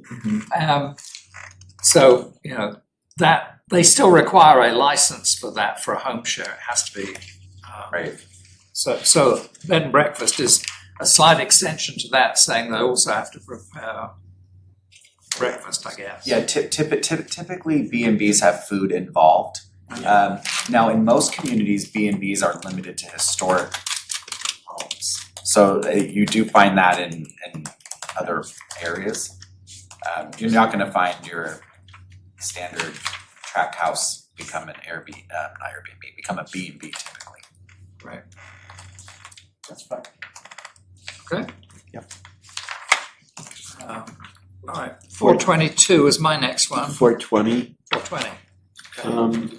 So car wash is another one of the ones that we get a lot of complaints about, that we have too many. On one hand, I think the market should determine how many we have, but should we, the vice chair was saying how a lot of auto repair and car washes, she doesn't see them in Rancho Mirage. And I think because they're on larger lots and they're set back. So do we want to have a lot requirement that at least be on a quarter acre and that it'd be set back 20 feet or something like that? So that they fit into the shopping centers that they're in a little bit better? Yeah, I mean, when I was reading through these car wash standards, the car wash that we use the most does not comply with almost any of these standards. Yeah, so the reason why is because the planning commission in our last meeting where we went over these standards said these need to be expanded, they need to be better. So part of this was, you'll notice a lot of these are new, so there's a lot of objective standards dealing with site orientation, design, noise, hours of operation. We had a long conversation about hours of operation in an environment like the desert. Are there specific items in here that? No, I think these are good. Yeah, I like I this think section. that's why I was like. Do you wanna have a minimum lot size?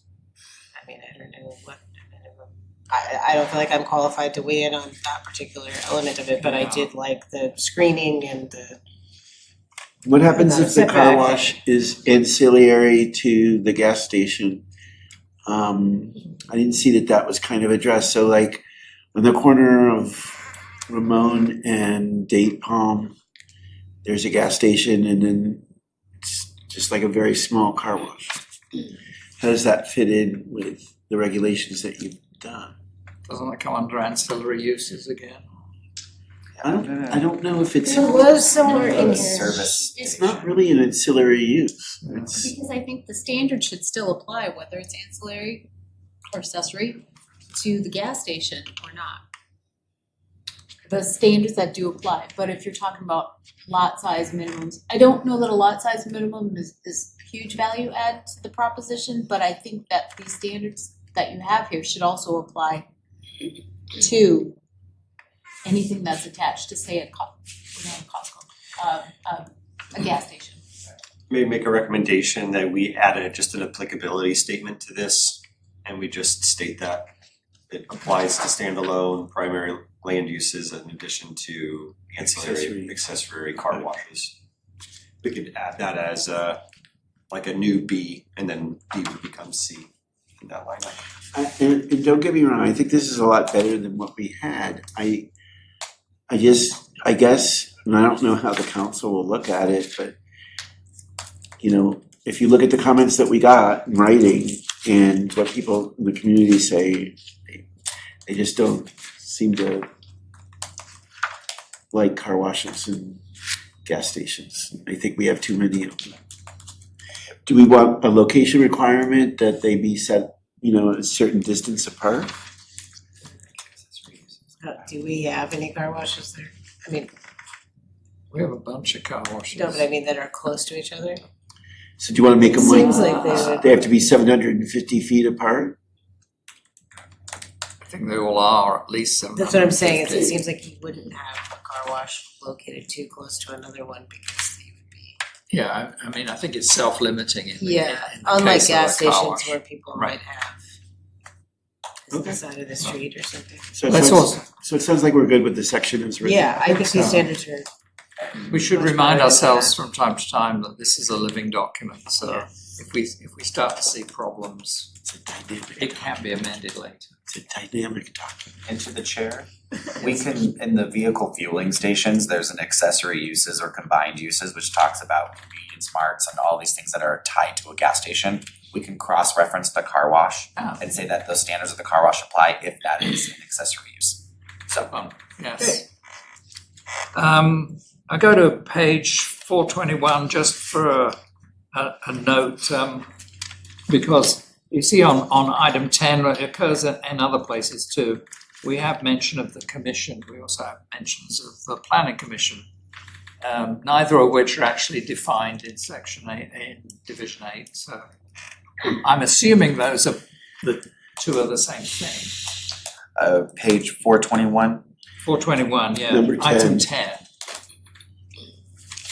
And I Should think, s- I It think if should you say check through the planning. document, the planning commission and commission do occur, but they're not defined in the division 8. It's defined elsewhere in the administrative, but we can definitely define it in division 8 if we should add planning in front of commission intent. Yeah, well, I only raise it because the director got in, but we didn't get into the definition, so I thought we should be there too.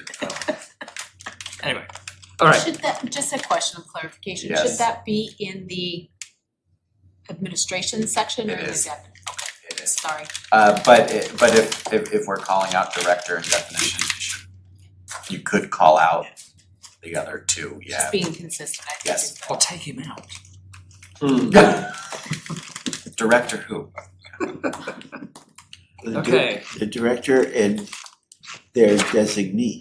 422, any offers on 422?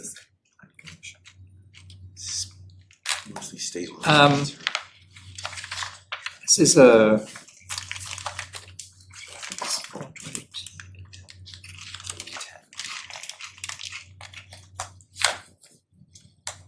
What section, I Chair? think, no, I think actually that one is already done. So, my next one would be 433 in that case. I've got 424. Correct. Home occupations, number 3, in rented unit, I do not understand why someone who's a novelist would need to get their landlord's approval. I can answer this one, Yes, because I know exactly where this came up. This came out of a planning commission meeting. did. Yes, it did. It came out of a planning commission meeting that rental units, if you're in a rental unit, whether it's a home or whether it's part of an apartment complex, the home occupation should get the approval of the landlord before the home That might have occupation. even been me, now that you say it. It was. Yeah, Was it me? It was. Well, that makes absolutely no sense. But Cause now I'm looking at it from the other side, cause I think I was thinking about it from a different So- type of home So occupation, right? here was the actual discussion, which was that, they can have somebody working there. And so if you've got an apartment building with Correct. 20 apartments Right. and okay. everyone That becomes a makes sense home in that occupation, context. then you've got 20 people coming in. But I think again, go back to the practical reality and the problem that you're trying to solve. Are you regulating to 90% of the population, or are you gonna regulate to the exception? I think your job is to really think about, okay, how are we adding value to this document in general? Are we regulating to some crazy exception that may never happen? yeah, I mean, and I think, do you want people to pay their business taxes or not, right? So anyone who's self-employed essentially has to get a home occupation permit to pay business taxes, isn't that accurate? I think that's accurate, yeah. If you work from your home, so anybody, I mean, that would mean there could be whole swaths of the city where landlords said no and people had nowhere to live. I mean, anyone who's a creative, a writer, who runs a PR firm, all those people could potentially have nowhere to live because the landlords wouldn't allow it. So I think that's too restrictive, so maybe. I mean, I would just say to remove it unless we were gonna say that if you were gonna have an employee, you had to get permission from the landlord, if that was the concern. Where That we was the talk about the concern. number of employees that you can I have think in that it's, I section. think it's still a reasonable concern, and I understand, we don't have that many huge apartment complexes in Yeah. the city anyway, but I think it could be disturbing if you are looking for a nice quiet place to live and you've got all these people running businesses with employees coming and going. Yeah, so that's what I'm saying is maybe we move it to the employees where we have the restriction on the number of employees May- But- per home occupation. But if you live in a rental unit and you're gonna have a home office, I think you should get permission from the owner. home offices, people are working off their couch. I mean, I don't know what Yeah, home I know, but office- if you're gonna run a business out of your home, If you're an actor and you live if you're an actor, you should have to get permission from your landlord. you don't need an HOP for that. But if you're gonna run a business out of your home and get a city business license, then you should get the permission of I the guess- owner, I 'cause guess we don't know then what fully qualifies for home But occupation. any other I thought application- if you were self-employed, that you have to get a home occupation. Oh, I think there's a No, difference well- between like someone who's working from home, like if someone's working remote, but I think someone who's self-employed or runs their own business, like you shared, you do website design Yeah. from home, that's a home occupation, right? Is it realistic to try to get the permission of the owner of the property? Because I think what it does is what if you decide that you're quitting your job and you're going into retirement and now I wanna run a consulting business from home. And I've done this and I've been living in this house for the last 10 years, and I go to my landlord and say, hey, I wanna run a consulting business, and they say, nope.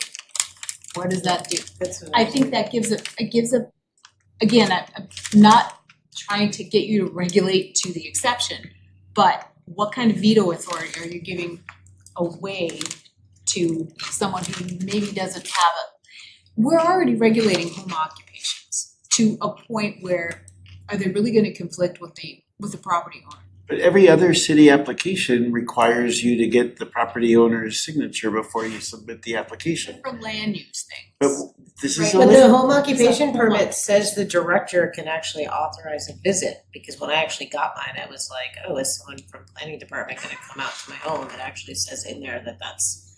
So I But mean, this I is think a if there land was a use. concern, like, that it was gonna be But this is a disruptive, land, it could happen. it is a land use. It's land use in a residential area, and if But I it's own the associated- property, I should be able to tell people what they can do and not do.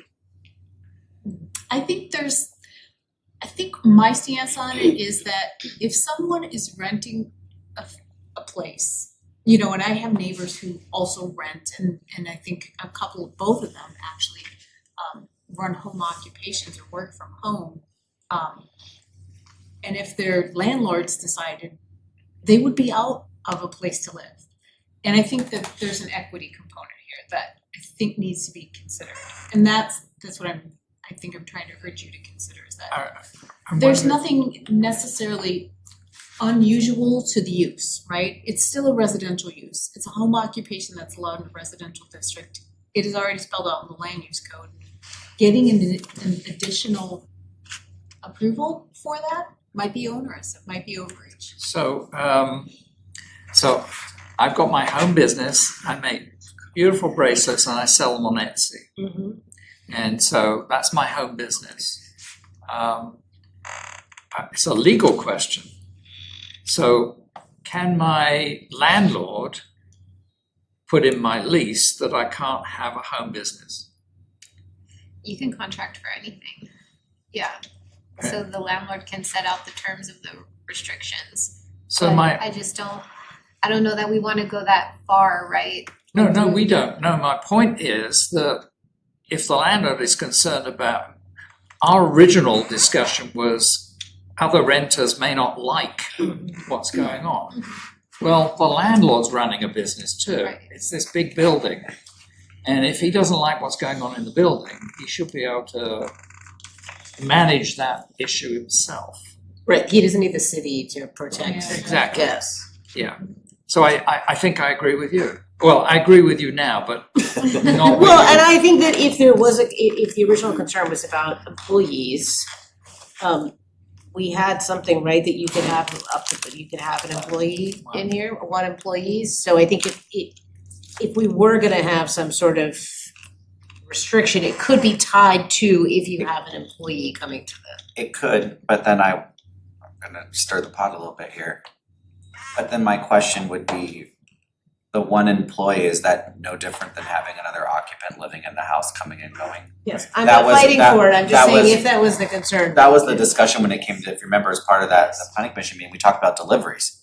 Well, what's the difference between Amazon Yes. and DHL? How do you start to regulate what the delivery is? I would almost see this as the same thing. So And I would say, I would recommend Mr. either keep it in its entirety or strike it in its entirety, not differentiate between whether there's an employee. And let's just strike it. I agree. You have to learn to. No, I agree to strike it. I've You changed have my to mind. stop when you're winning. And then the other, So you're not. I was just trying to address what you said. So we're saying though that if you live in a rental, that you don't have to get the We're owner's. just striking Right. the whole thing. Now, when we come back for the planning commission hearing, if we hear that, Then where I was change that? my mind. And I then we have will to say, not that change was my you mind who said again. that. I will not. But I have two more in this section, which I don't think were things that I asked you to add. Sure. I hope not. No, I know this one isn't because I've never agreed with it since the beginning. So the outdoor storage of machinery, supplies, materials, or merchandise is prohibited. I don't know why, if you, as he mentioned, make jewelry for Etsy and you've got a shed outside, why you can't keep your beads in the shed, like why are you? It's not in a shed, it's literally outdoors, outside of the structure. They'd get wet. Okay, that's not clear to me at all. Yeah, 'Cause I've outdoor, always read it as you couldn't put stuff in a shed. no, I mean, unless staff sees that otherwise, when I think outdoor storage, I think of exposed out, like, Yeah. This is as if you're running a landscape business and you've got all your mowers and equipment. Oh, okay. But- Supposedly I brought it up before and I didn't. But I do think you bring up a valid point, Vice Chair, that language, we could probably Yeah. clarify that a bit more so that when not just you, but Yeah. somebody else reads it, they don't get confused by the term outdoor. Yeah, because I always thought that's what it meant. And then, okay, on the next page for 35, 25, multiple home occupations. I'm guessing this came out of the same conversation. Sure did.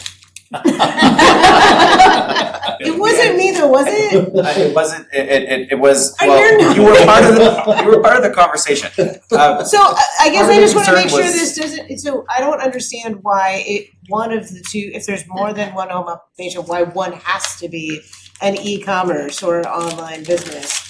Again, if someone's a writer and their spouse is a PR person, like that's not allowed, but if one of them runs an e-commerce business, which, I mean, I don't know, it just seems like why. I don't. I think the idea is Ask these to guys. like limit the threshold before, because the purpose is still to retain it as purely a residential use. And what we don't, like, we're trying to toe that line between that threshold of it no longer becoming residential. So I think for us, when we start identifying like a multitude of potential home occupations, when does it tick the line into now this is a commercial operation? And so for us, setting a threshold of keeping it specific to an occupation that necessarily wouldn't require customers. If it's purely online, you just have it at a Right. desk. I think that was the route that we were going, to try to set that limit so you're not having a multitude of home occupation land uses that are allowing additional employees coming in. Dating. Okay, could we maybe say virtual businesses or find Instead, some other way to just describe it? Because what word would you propose to change?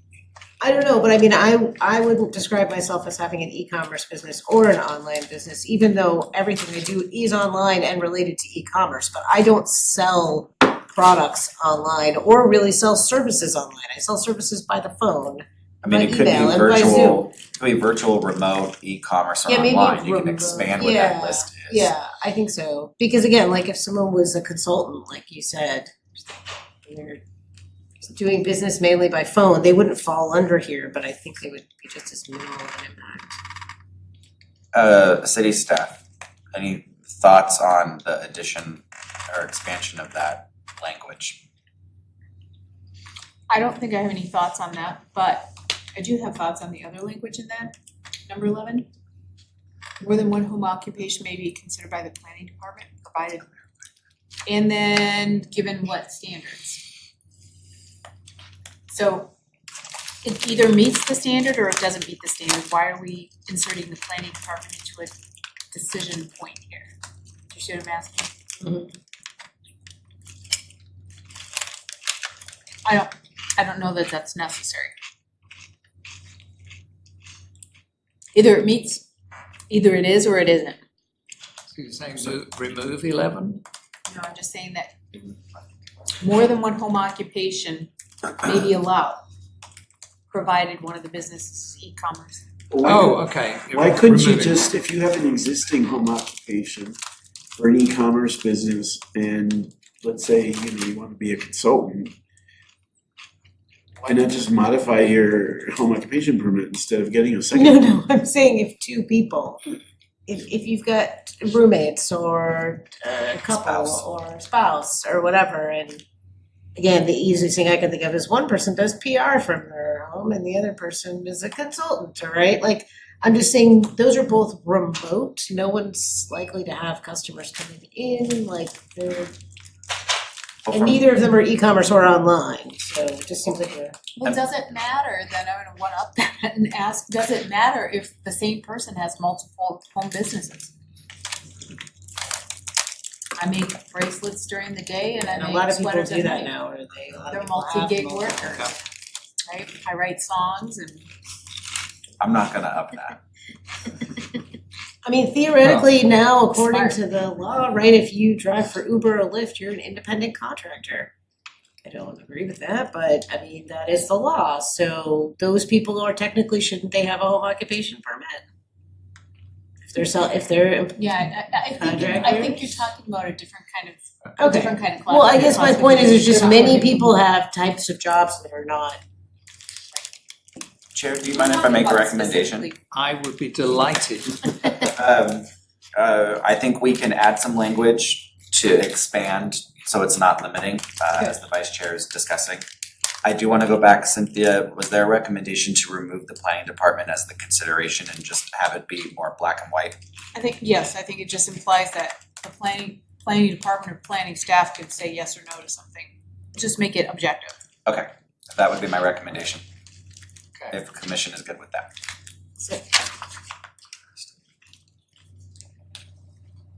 So my next is 433. Anyone before that?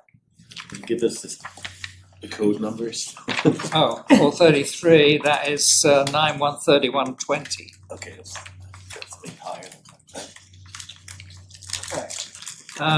Page 433 then, where's my favourite topic, RV parks. We still haven't done a trip, we should do. I know.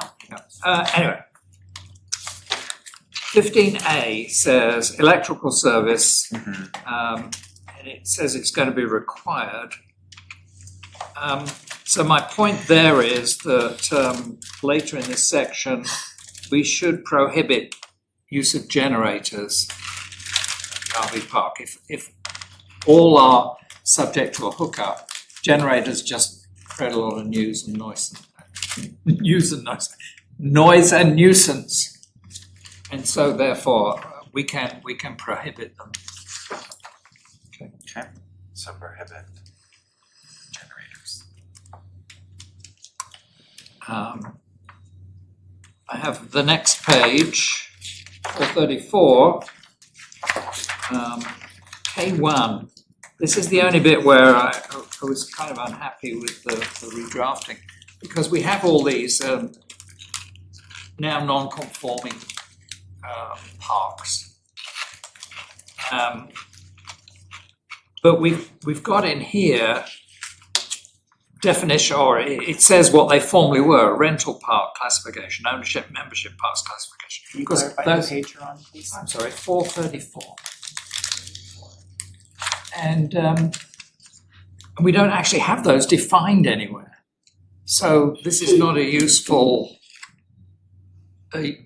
reference. I think what we need, all we need to do is to put a table in here that says, De Anza Palm Springs, where it is and what it is now under the new code, and just list it as non-conforming if it doesn't meet the requirement. But referring back to the old classifications when they're not in the document is no real use. Yeah, and I think we kept the classifications because the conditional use permits, which are still on file, have have those classifications listed and there's specificities per those classifications that make those legacy parks what they are. That's why we kept that in. But if we know where those are, do they need to be in code? And that's the question. Yeah, That would be up to the city whether you want to keep that in or not. I mean, all of those documents will continue to exist in planning. Yeah, we've got those Sure, archived. we can do that. I just think it makes that section clear. Okay. And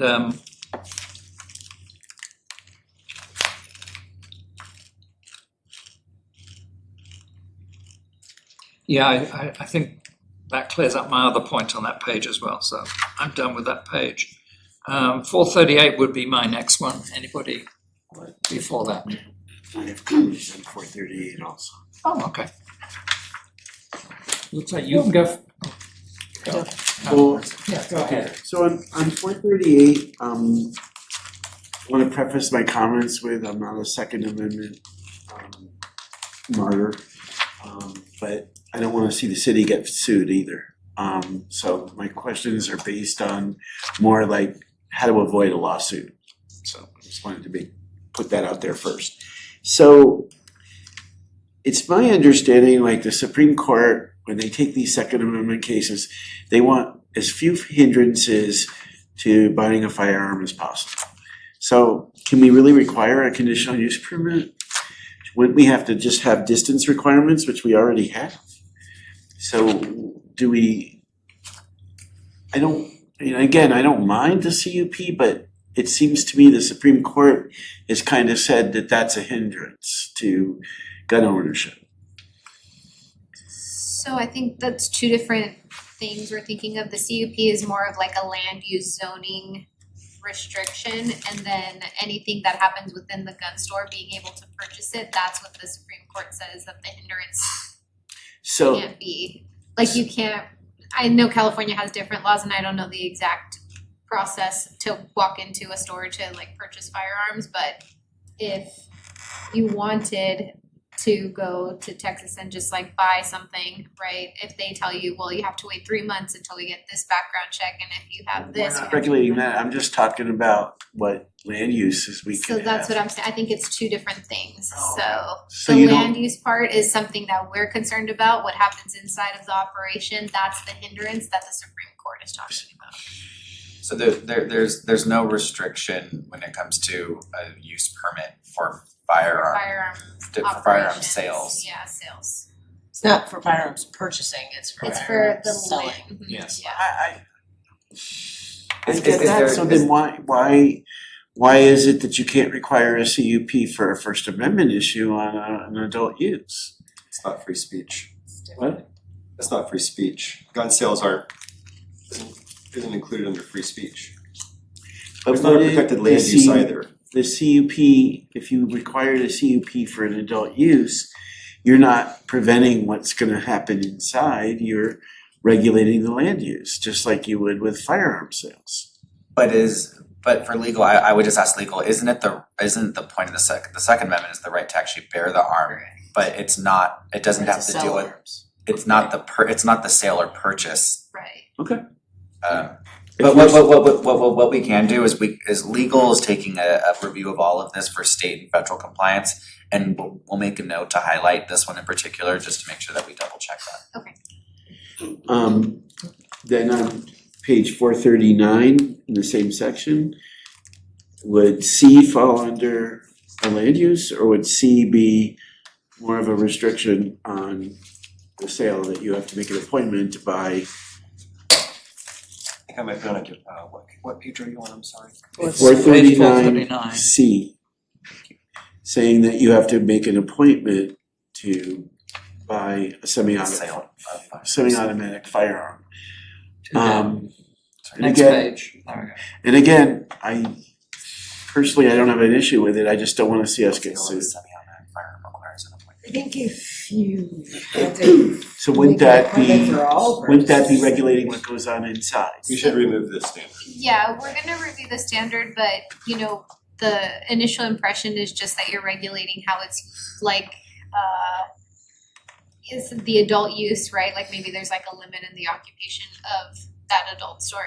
We'll look into that aspect, but that one, we'll flag that one in particular. I think C I think can it- be removed. Yeah, Because the state of California has stringent requirements on purchasing a firearm, that And we don't need to get necessarily get into, involved, and yeah. I think that has a way of conflicting potentially with the Yeah, state and reg. then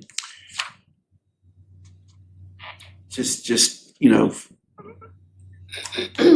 B, section B, is that raise red flags to you legally? That you can't put them in the Display. window? I'm gonna double check, cause so it's kind of similar to like the cannabis operations, like our cannabis ordinance doesn't identify every single regulation that is required of each business, right? We kind of refer back to state law, so if there's a law that's in place to kind of regulate some of, I'm assuming these are concerns that, you know, from either the commission or maybe we've had this previously, I'm not sure. And I pass by a firearms store every day in Palm Desert on my way to work. I won't say the name, but their windows are blacked out. Yeah, so we'll look, cause it might, a lot of the codes that I see, honestly, they do come from like California Code of Regulations, like it's there. So I'll just double check that we're not conflicting. I just wanna make sure that we don't, you know, just, I'll say it one more time, I don't want us to get sued by some zealot that's just looking for a fault in our code. And that's all I have. I'll just go back to 438 again, so the previous page. Just a note, item B at the top there. No person under age 18 may enter the business. And then all employees shall be 18 or older. But I thought the limit for sales is 21, and what is that? This smoke shops. Smoke shops, isn't it 21? Yes. So if the limit is 21, then I see no use or purpose for somebody under the age of 21 being in the store or working there as an employee. I think you can be under 21. You have to be 18, but you can be under 21. Just like alcohol sales, they can still be sold by someone under 21. They just can't be consumed, There'd be more than 18 though. but they have to be more than 18. So that's why 18 and not 21. Well, I know that in some jurisdictions, cities have opted To go to 21. to go to 21. I don't know that we have, I'd have to look in the municipal code elsewhere, but I don't think that we have. Okay. All right, well, it's a minor point, but I'd like to discourage people from handling the cigarettes if they can't even smoke them. All right, moving on. 438 is my next one. Wait a minute. No, we just did that, I'm sorry. 430. Oh, I don't have anything until 446. Yeah. 9130150, which is on 439. Just a general question about the section on senior housing that is called out senior housing. You know, in A it talks about providing housing and or personal care, so there's no requirement to have personal care in this section. But I was just wondering in general, when we list things like parking spaces, minimum 10%, handicap and so on, are these requirements special to senior housing compared to a regular multifamily? Yes. They are. I was just wondering, I didn't check to see if there's any difference. I'm just interested in knowing whether there was a difference. I don't know if I want to go here or not, but anyway, 9130160, which is page 440, section A2, talks about separation requirements for sexually oriented businesses. And it just reminded me, if I recall correctly, we've had discussions on other sorts of businesses about how close should they be and should we just let the market decide and things like that. So we're specifically saying for this particular type of business, there's a certain distance. And the one that came to mind for me, because we did have robust discussion on it, and I think in the end we didn't do anything about it, was the cannabis business and shops and things like that. And I just don't know whether should we suggest separation requirements for other businesses such Well, if you as take out, cannabis? if you take out the separation requirements, then you're gonna get a lot more of them. Right. And they tend to wanna come here, based on when I worked here, they love to come here. And with our separation requirements, they're very limited in where they can go. So, I think I understand where everybody was coming with cannabis. I still feel differently than y'all do, but you know, we made a decision there. But with this, I think we've had these requirements in the code. I wasn't suggesting we remove separation requirements. I was suggesting, should we revisit separation requirements, for example, in For cannabis? Oh, well, I put it out of my mind when we discussed it before, but I would say no. Just throwing it out there. It But, seems like some get the restrictions, others don't. in section Not one. quite sure how we make that call. In section 160 though, a quick question. So in chapter 4, that goes along with 930, 160, do you still have to do the inspections? Because those were awful to do. Speaking as somebody that had to do them. Code enforcement, wouldn't it? No, it was planning, had to go with a police officer. You know what it was like to go to Showgirls at 10 o'clock on a Saturday? I can honestly say I do not know what it's like to go to shows. I can honestly tell you I know, and I shouldn't. You were working at 10 o'clock on a Saturday. That's my question. All right, so let's look into that and find out. I don't know, unless there's a practical necessity for that, I don't think that needs to include that. It used to be in the 930, 160, but if you don't have to do it anymore and it would just be a code issue that somebody would complain about, I think that's better, because it really was, you had to go and measure the lighting and you had to check all sorts of things that I don't want to go into, but it was really an awful task. So if you don't have to do it anymore, I think that's good, but okay, I'll leave it at that. Yeah, more. My next one is 9130190, which is 445. 445, go for it. Or 45. It's to do with timeshares. 9130190. D1, and it says timeshares shall have a minimum of 50 units in the development. And my question is, at present, if I'm not mistaken, we have an active, ongoing CUP for what I think is a timeshare development of 20 units. So now we're saying 50, does that mean that 21 is specially handled and from here on The code's there not, can only it will be 50? or it's not adopted yet. I'm wondering why we have 20 right now and we're going up to 50. Well, if this was adopted, wouldn't it just make that non-conforming use? Well, they would be pre-existing. Yeah. I think he's just saying if there's It's a a future if there's a one. market for 20, Yes, why yes, are we saying the exactly. minimum has to be? Where's 50? Where did that come I from? know there's one behind Target, and then there's what used to be Lawrence Welk, and that's it. CCBC The CUP. has changed some of their units to Well, timeshare. Oh, the 5-story, did they? No, they came to us and asked if they could But change some of the that's rooms to timeshare. And my point is, we have one for 20 and at this point, we're saying no more can be that small. You've all got to be bigger ones than that. Yeah. So This is a comment that we've received from the owner as well. They were asking where the 50 units threshold came from. I don't know. I think that's a discussion for staff to consult. This is a number that we can choose. And if we determine that our timeshare projects are smaller than what we may see in other communities that we may want to allow for more boutique timeshare projects, then perhaps that number should be. I just think if we have one under consideration for 20, I think that Yeah, could do be we a really threshold. care that if it's 25 or 50 units? I know it's in I here, think we just care reaction about to The reason where the 50 came from, is that there were comments in the beginning of the process that that were to limit the use of timeshares within the city. So that's a use that we don't wanna see continue expanding. Part of the way to do that is to increase the amount of units that are needed for a timeshare. That is where the 50 comes from. But if it's the commission's desires to lower that, we can do that. Again, it's an arbitrary number One more that time, was why do we wanna have the larger number?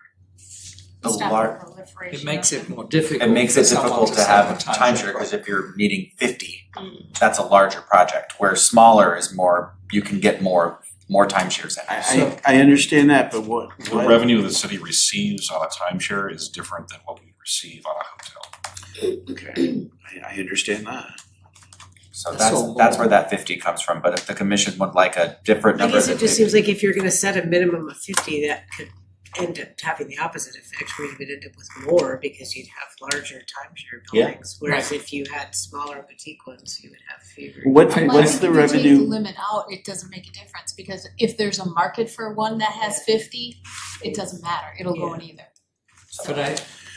But so going to the other end of the scale, we have a potential issue, which isn't really a timeshare. And I think the city manager is probably still looking into this. But that's the Picasa shared ownership model. And that's as close as we get to the short-term rentals that we've already banned. Mhm. And so having small timeshares pushes towards that model. So I can address that in part. There actually is a threshold by the state that must be exceeded for a project to be considered a state under anything 10 or more than 10, that's considered by a timeshare by the state. Anything less is not, it's not regulated by the state. That's why you see the Picasso projects, again, we don't have any here in the city, but typically they're eight shares. So they're under the threshold for a timeshare project for the state. Well, and that poses a problem for us because we still don't want them in the city. And they're a shared ownership model, whereas timeshares are owned by typically a company or an individual, and they rent out, essentially, they rent out a scheduled week or whatever per year to somebody who buys that interest. But they're not buying any interest in the real estate. So how does it work for the revenue? You know, I think revenue is a big deal. We want to make sure that revenue streams continue. Now, my brother doesn't own it, what was Lawrence Walk, but he traded for what he has in Fort Myers, Florida, to stay 2 weeks at Lawrence Welk. Yes, that's a timeshare. But he still had to pay for it, so did the city get their TOT from that? Does the city get TOT from a timeshare? I don't know. No, sounds like no. But he still had to pay money for that.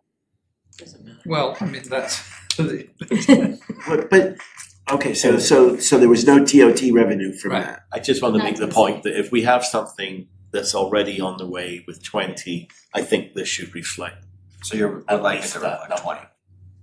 It doesn't seem fair that we have a different number in here from what something we're actively considering. Right. I would disagree with that because, something may already be approved at a certain level and you have to change that standard for a good reason, then that just becomes something which is I feel, non-conforming. But Not- Mr. Chair, isn't the big issue that we should look at for this particular policy is there a revenue stream that we get from, a timeshare complex that would be 20 versus one that was 50? Does any money come in from a timeshare? None. They're not. And you were kind of implying that you thought it was something that we should not have too many of in the city? What I'm saying is, if we drift into that lower end, then I don't Well, want to we already encourage the are. Picasso. Okay. But we So- could, so there are some cities around us that have banned both timeshares and Picasso stuff, but we could say we just restrict any sort of, I think, what are those called, they're not joint ownership, what are they called? It is a That's joint ownership. Joint ownership. I mean, they are distinct from timeshares, so you could ban one or the other or both. I mean, Well, some yeah, cities have done, we're not gonna. Fractional. It's a legal issue of how you can ban a joint ownership. But to get back to the timeshares and this 50 number, I mean, I'm not opposed to reducing it. And we've heard it's an arbitrary number anyway. But if we're not getting a benefit from it, I just leave it alone. Can I make a point, Chair? I think there's two routes. I'll try to align us back on a track. One route is to lower it to 20 to reflect a current application that's in by a property owner who's going through the process. That's one route, to reflect that that's on the ground. The second route would be to keep it as is, because that application's in process and it wouldn't preclude that application from going forward and getting approved. It would be a legal non-conforming essentially. So I think those are the two routes for commission to decide, unless there's a third one, Cynthia, you could think of as eliminating the number together. But I'm trying to give us lanes to choose from, because I feel like there's lots of different. Yeah. Yes, I don't have an additional lane to that, but I have an additional question for the commission as they Sure. deliberate that. If you have an application that was recently decided for 20, why would you raise the standard at this juncture? That's kind of my. I think that's the question that's churning in my mind. At this point in time and not back then. You just, yeah. Anyway, I think it becomes a question of perception. Yeah, I don't know if I'd call it equity. That but I might see not where be you're the going. right word, I see yeah. where you're going, I like that. Chair, if we can have some direction on how to proceed with this, this would be great. Well, it sounds to me Difference like, of opinion. it sounds to me like I'm not hearing an argument that says it should be 35 or 40 or whatever. So, are we saying that the current code says 20? No, so you have an application in now which is 20 and we're proposing 50. So the Commissioner McPhail is recommending we lower that 50 to 20 to recognize the application that is currently going through the No, I process. think And he's, so that others well, can- yeah. And that would Others allow can be treated allow the same. others Yes. down the road to also. But do we currently have a limit in the code? Or a minimum? I'd have to go back and look I at it don't think specifically. we do. But part of the limiting discussion was based off a prior planning commission discussion was limiting Yeah. timeshares For in sure. general. For sure. So that's where that came in. Just keep it the same. Well, What do we we don't have a say? limit at the moment, so. No, I mean, keep it the same as what's being proposed. Which is Oh, 20? 50. Oh, or 50. I say 20. I guess I to me, it seems like if we're gonna set a minimum of 50, we're actually encouraging more timeshares, so I don't really know how setting a higher unit threshold accomplishes what the goal, if that was the goal, is. Yeah, So, seems like it's easier to build 10, 20 unit ones. But I think you're right there, you're hitting on the point, it's easier to build 10, it's easier to build 20. You can build 10 and 20 and 10 and 20, and you're gonna get more that way than I you see are. what you're saying. That's Okay. the intent. That's the rationale why we went higher. I don't But- think people necessarily. But But then More, you've got I think more we have a land use high being threshold. taken up by timeshares. And then where are timeshares allowed? I mean, you have to go back to where they're allowed in the city, which is limited. Yes. So If I they're will- limited anyway, then in where they can be built, then I would say that I agree with you. I don't on think the people 20. build them, Okay. they convert them from a motel. Like the well, not necessarily. Right, Condos a lot of times they're. to move us on, we have two commissioners are in favour of keeping it at 20. I don't have really a position either way, so I would say that we should go with the 20, move past that. If that becomes a problem in the future, it can be changed, so. and if it is changed at that point, it's not gonna affect the application that is going through. so there we go. Alright. Okay. Next item, I got something on the next page. page 46. Okay. 46. I found a number, okay, 9130-200 C3 A and B to be confusing. So it says an SB9 2-unit residential development may only be approved if all non-conforming zoning conditions are corrected. then it says the correction of legal non-conforming zoning conditions is not a condition for approval.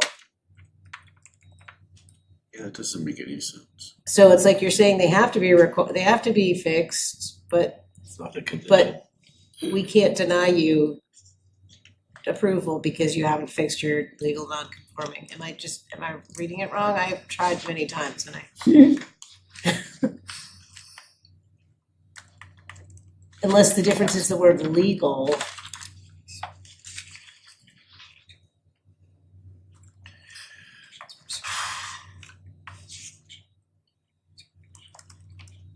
We're checking something right now. This is just existing language. Let us go back and confirm with legal on that. I don't want us to stall. Yeah, Yeah. I just But wanted to we point can it go back out, and cause check it. I just thought maybe I was reading it wrong or there was but Yeah, we'll confirm that. Okay. Anyone before 450? 450. Okay. I just suggest we delete the language in B1 on page 450. Because that condition no longer exists, and we talked about this at a previous meeting. There are no used car dealerships in that definition, so it's just redundant. Those three are gone, or whatever it is, two. yeah, I thought I hadn't seen that. Then just in general, but this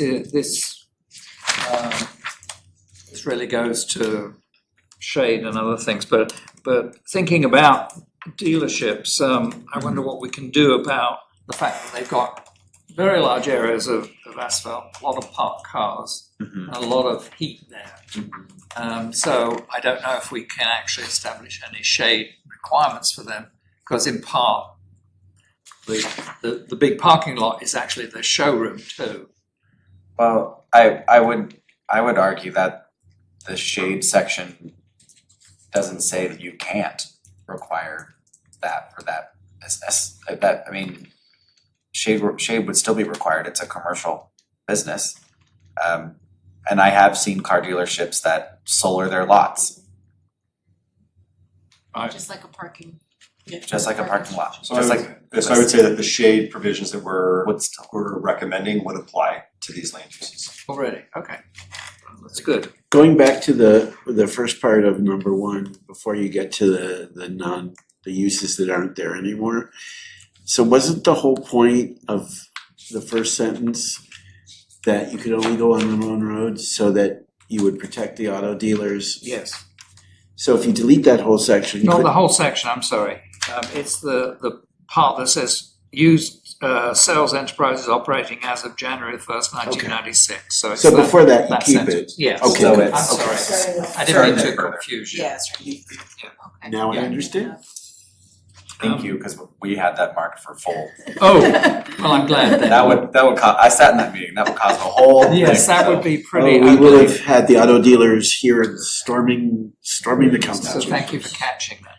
For, 451. Chair, can we Yes. just clarify, we would strike further Yeah. all the way down to, It's that Exhausted? whole sentence basically. I think you got it right. Oh, no, further than that, because it's, Well, I think It's it's, operations the point cease. with the word further down to the end of the paragraph. just wanna make sure. Then you're just keeping it, Yeah. saying Yeah. that you have to go on Ramon Road. right. Thank you. And Get rid of doesn't that it, highlighted part. 451. We're into fueling stations here, and we have a definition, and I wasn't quite sure why it's done that way, but to my mind, the fueling station covers gasoline, diesel, LPG, and EV charging. These are all fuels. And we call out things like diesel as being a separate requirement. And I wasn't quite sure why it was split out that way. What letter are you under? Let me see here. think it's A.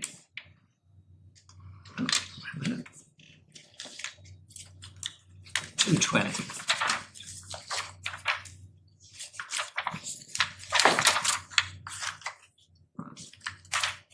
So you're 9/130/220. In here, G. Sorry, yeah, G. Sale of diesel fuel or liquid gas. Diesel fuel or liquid may be sold if approved in connection with the site plan.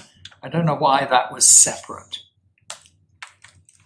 Isn't diesel built into most? Yeah, I mean, I Gas don't know any pumps. gas stations that don't have diesel. Yeah. Maybe just carry over from the previous code. Okay. Well, I just wanted to rationalize that. We can strike the diesel fuel. Now, propane, you can have the sale of propane, which is separate. Yeah, you mean like for Yeah. gas grills or whatever, like when people You get to can. fill up, yeah. Right. Or they That may is have a the only propane. place, that's usually where people would go. If we were to keep that, I would strike the diesel in the front end. The sale of propane would be an accessory. And you can strike the comment I sent you regarding 9130220 vehicle fueling stations, because I was saying you need to put more in here about EVs, but your definition of vehicle fueling includes EVs, so that's. And that's what we're finding industry-wide is they're having separate, like, I'll call them fuel pumps, but they're not fuel pumps, but they're EV pumps that look like fuel Right. pumps. And they're part of gas stations now. Is there language in the section that relates to the ancillary uses that you're gonna add? The ancillary uses, like a car wash. Yeah, we talked about that earlier. Yeah. That- 9/130/220B is accessory uses. We're gonna modify that to allow car washes and then refer back to the D car or wash. D is in dog? B is in boy. Talks about restaurants, convenience, food markets. I think just generally in this section as well, the other thing I was concerned about was generally we have canopies over the gas pumps, the gas and diesel. But if we're gonna have things like EV charging as well, I'd like to generalize that and say that all fuel dispensing stations need to be covered. Okay. And there was kind of public comment yesterday that talked about those kind of structures and how in other cities they've put Well, it used to be a requirement that requirements for solar or green or something to make it I just. think the comment had to do with green living roofs Yes, is what was mentioned. yes. But the canopy is kind of a requirement in most cities that it be connected to the building and cover the pumps. I don't think that you can just have pumps out in the open. They're usually always under something. Right, but I think what you're asking, right, is that they also be required for Yes, EV, so that EV absolutely. people aren't just out. Yeah. But I mean, do we, I understand what the chair is asking for. So the that they're EV covered. pumps would be covered too? yes, yes. But what about the EV pumps? Well, but, okay. I did just wanna mention, cause if we're gonna add something in here about the car washes. The car wash section specifically says you can't have a service station in conjunction with a car wash or service station like stuff that can't be done at a car wash. But a gas station could theoretically have a car wash and a service station.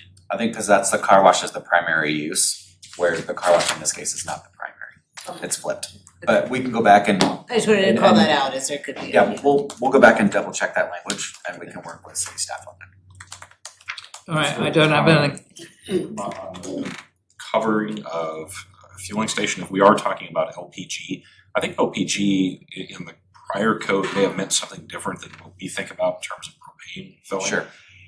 We don't have LPG fleet vehicles anymore, but a lot of communities, a lot of cities had those.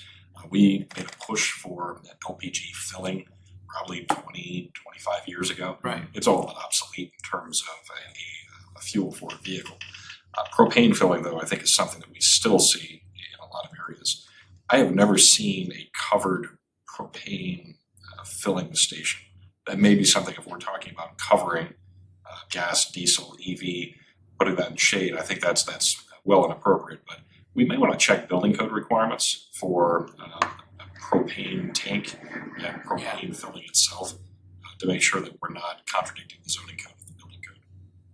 We could always just refer to the building code and find some language like that. Okay. Anything before 463? And before you move on to the next section, Yes. could we just do two things? One is a time check, and then could we also make sure that we make space for a public comment? We did receive a public comment electronically. Absolutely. Okay. And Chair, before we move out of this section, I know Vice Chair Mead brought up a public comment from yesterday that had to do with the canopies, and I just wanna we kind of glossed over that, and I wanna make sure that there is a commission direction to look into that, or just to go beyond. There was the Yeah, I discussion. mean, I think that whatever we can encourage solar on roofs that are already almost always angled to begin with. You know, I mean, now all residential by law has to have solar, right? So it seems like their roofs are perfectly designed for that. Okay. So Anything, anyway, anything before? anyone else agree? No, yes, no, should Well, we? Are you talking Are you about shades, proposing like parking shades, or what are you I'm talking saying about? that if they already, if we're requiring them to have a shade structure, should we require them to have solar or it on those? That's a bigger expense for the person. Yeah, I suggested an incentives, if there's Or something. an incentive? Yeah, the other day about parking. The only time that I've seen an incentive used for the covered parking was not for reduction in parking spaces, but it was for like a one-for-one replacement of what would have been like shade tree coverage. So the community I'm thinking of specifically, they had a specific shade tree coverage for their parking lots, but they had an exception that said if you were to provide a shade structure that had solar, then that would qualify for the same shade coverage that a tree would. That's how that community had justified it. That's where I've seen it most used for a trade-off like that. And I think what the public comment yesterday was talking about was that fueling station or gas station canopies, their recommendation would be to require solar on that specific use on the canopy or living roof, right? Not necessarily to cover the parking. Yeah, no, I wasn't talking about parking, I was talking about the ones that are over the gas pumps, that's what I thought you were saying. Correct, so that covered canopy that Yeah. they were talking about, a requirement to have solar on that, that's just part of your code. All right. Where are we? 463 Are we is. doing a time check and a comment? Well, yeah, similar. Well, I'm hoping, I don't know, how many more comments have you got for this division? The division, 2. Yeah, I thought we were probably running towards the end here. Yeah, these aren't really important, this I think is. One but- actually, sorry, one. Okay. Well, let's see if we can get through those two and then we'll. Maximum 3, I would say. Okay. Would others like to take a break now? We can. I would say finish Finish Let's it. a few more Section. comments, I would Yeah, get through and then this let's one do and then the- allow the public comment. Yes. Yeah, I agree. All right. So 63. I was just going to mention on the top of that page there, number 4. It's another one of those terms, excessive concentration, and I don't know what excessive is. Right. So, if we can come up with some Which page is this?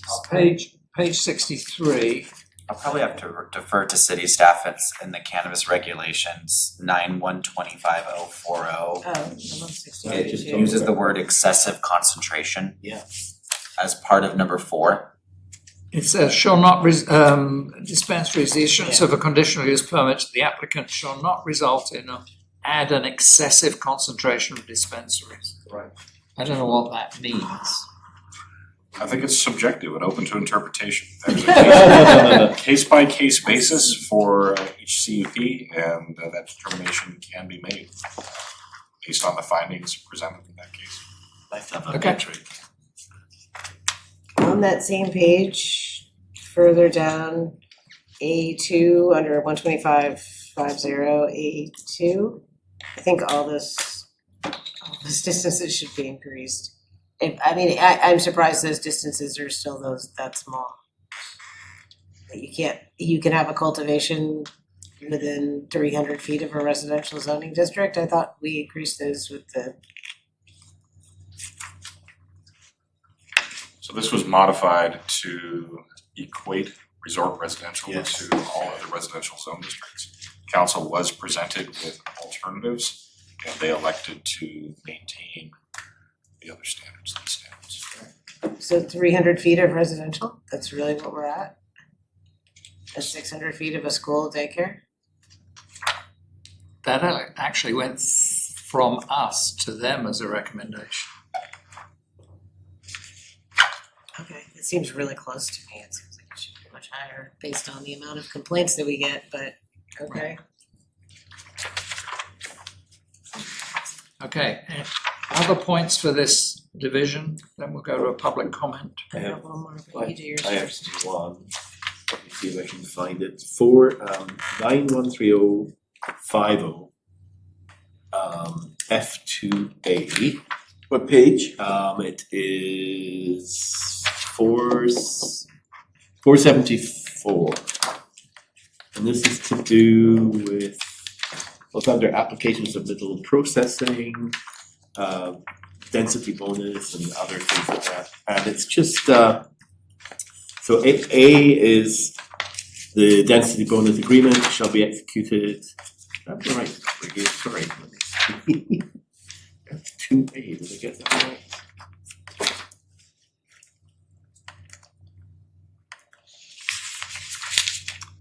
Not sure we got the right. Reading this, this doesn't seem to be what I was looking for. Well, I had to try and find the right section, but there was something somewhere in relation to affordable units. Oh, I think Is it it's the 3A, density 3A, sorry, F3A, not 2A.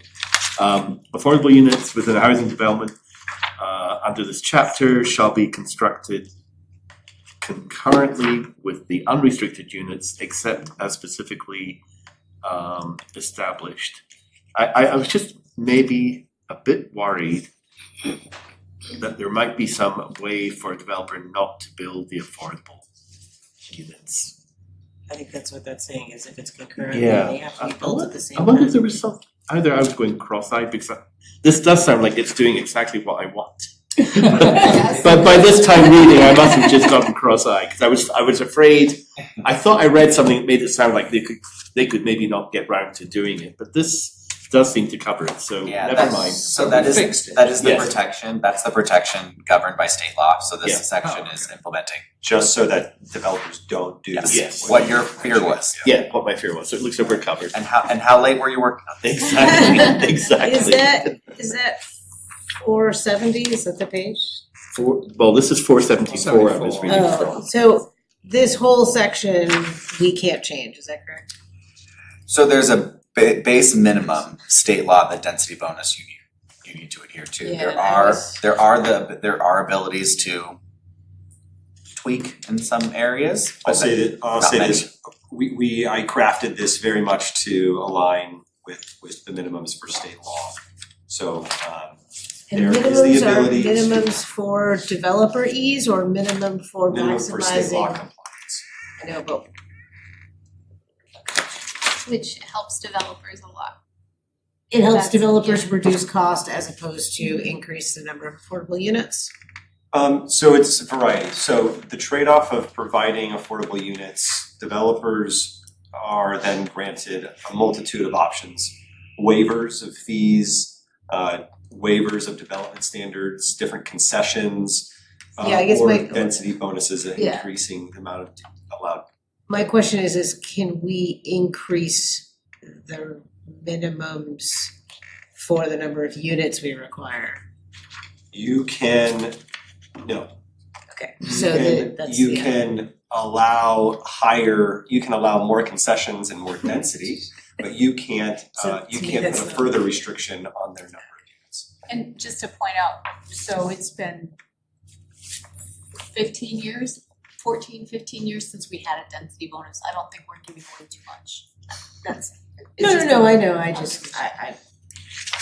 it's a personal battle to make sure we're not losing affordable housing to gain the same number of affordable housing. Do you have another point? Nope, that was it. Okay, so, City Clerk, we have some public comments. So Chair Lee, I do wanna note for the record that this comment was received after the deadline, so it was not provided to the commission ahead of time. That's why we do have deadlines for sufficient time to review it, and it was not made available for the public. I will summarize it into the record and I will ask staff to provide it to you after the meeting for review. Okay, so Stone James expressed concern with the proposed development code update as it relates to maximum industry buildings. Thank you. Heights. Heights. Thank you. Maximum industry building? Industrial. Oh, I'm sorry, industrial. Heights. Okay, thank you. So at this point, we will take a 10-minute recess. 10 or 20? 10. 10. We are only going to 8. 7:19.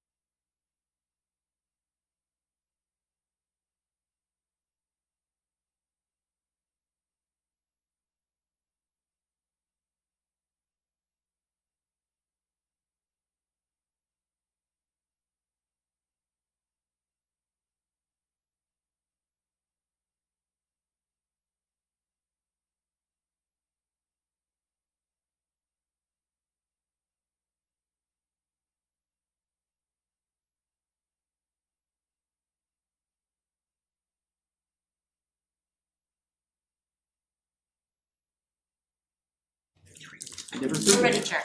We're back in session and we're moving on to Division 5. Have an introduction? Yes. So Division 5, this is focused on subdivision regulations. It implements the Subdivision Map Act. As you all previously know, the city used the old Riverside County subdivision regulations, pretty antiquated. So this is an overhaul, updated to align with the Map Act and reflect the city. So any questions from Commission Chair? Okay. So before we get into the actual questions here, if there are any for this section, just to point out, staff have said, we're short on time, but we may not get through the whole document. Our comments have been transmitted, so all those comments are still being considered from the matrix, and they're with the consultant. Chair, I would like to echo that. The way that that matrix is set up is there's a tracking mechanism through it. So you will be able to track comments and, Cynthia, am I correct? Where changes are made. The tracking, So we'll get that I don't know how to information answer back. that because let's talk about that offline. Okay. I'm not sure how that works. Brent, Yes. on 9, So, oh, I'm sorry. no. So, yeah, if we can get feedback on what has then been done with those comments, that would be very useful to the commission. Now, the other thing is that I've been told by some of my colleagues here that they have certain areas that they do want to make sure they get to. So I'll make sure by the end of this session that we do get to that. In Division 5, then I had a concern on 9145060, which is page 510. And my concern there is that we need to. It's 52 days actually in the Map Act. No, I'm actually in the wrong section by the looks of Oh, it. okay, I thought you were talking about 060. Yeah, I have the wrong reference. Okay, forget that one. Anything else in this Yeah, section? on page 5-11, 9.145-100. So I think we need to be a little bit more clear. Is it that they have to submit the application prior to expiration of the map, or does the action have to be taken? Because I worked in one city where the city attorney required the city council, planning commission to extend the map before it actually expired. And I've worked in other cities where you just had to get it in before the expiration date. So I don't, it's not clear which one that is. So it should say prior to the expiration date, you either have to get the application in or the planning commission has to act on it. So, And I think I think that the intent here for this city is that you have to get it submitted. yes, I think that's what we tried to achieve in 1 here with the time extension written request, so that essentially the application shall be received at least 60 days prior to the expiration date of the tentative parcel map. And then the planning commission could act anytime after they get it and it won't get terminated. If it's under process, I would assume that the city wouldn't expire the application or the map. I'm gonna double check that too, because I believe the way that the law is written and case law has interpreted it is as long as you apply prior to the expiration, technically I believe you even get, I wanna say 60 or 90 days for the city to actually process the application. So the idea is that you just need to submit the application prior to expiration and allow us to go through that. But I'll confirm those numbers. And I'm curious about that, why the 60 days? Yeah, And prior, yeah, yeah. yeah, because typically as long as the application is in prior to expiration, if, for example, there isn't a planning commission quorum for Mhm. several meetings, Yeah, it doesn't it's not on the expire. applicant, right? I agree with you, but a city attorney I worked with, who I had a great deal of respect for, may he rest in peace, he had a thing that it had to been acted on before. And it might be like a newer, that's why I'm saying I wanna say it, I can't remember if it came I from think case he was law or wrong. statute, but yeah, we'll double check this one. Yeah, I don't know anybody else that did it the way he did it. I had tremendous respect for him, but I think he was wrong on that one. So we're clear on that point. Yeah, legal will confirm. Any other points from this division? I have one quick one, 512. Under minor corrections and amendments. What page? 512. A1B, the proposed changes are consistent with the intent and spirit of the original approval, and it seems like intent and spirit is one of those subjective things that could be interpreted many different ways. If that's the intent of this clause, then okay, but I think anytime you're giving the director authority to make changes, it just seems like that's awfully interpretable. That one's not as easy as you would think to use, because the engineers don't like it. You know, they don't want to assign their name to something that's subjective. So I had things that I really thought were clearly within the intent, and the engineers refused to sign it, so it had to go back to the commission. Okay. So is there a suggested change or? I just was wondering how that was, if it was possible to make that more objective and It's less. totally up to the registered engineer that, in the city that signs the plans. Okay. All right. The only other point I had for this division was why we have 9200 in here, which is a set of definitions. Why are they not merged into the section, division 8? And we have a response. Yeah, so it is a slight deviation from the practice that we've been incorporating into the code, which was to consolidate everything. So for 99% of the code, you will find that we have put all of the definitions into division 8. Where we have found it useful, where there are terms that are specific, not code-wide, but terms that are specific only to a particular section or maybe have two different meanings, we decide to keep those within the ordinance or that within that section itself, so that it's not getting conflated with broader terms that may be interpreted elsewhere and or might be applied more broadly in the rest of the code. So we've decided to keep a subset of definitions specific to mergers, subdivisions within this section as opposed to moving to division 8. We could just move it to division 8. What we would do on our end is we would just have to make sure that we are locating terms that may have two meanings and making sure that we're alleviating potential conflicts.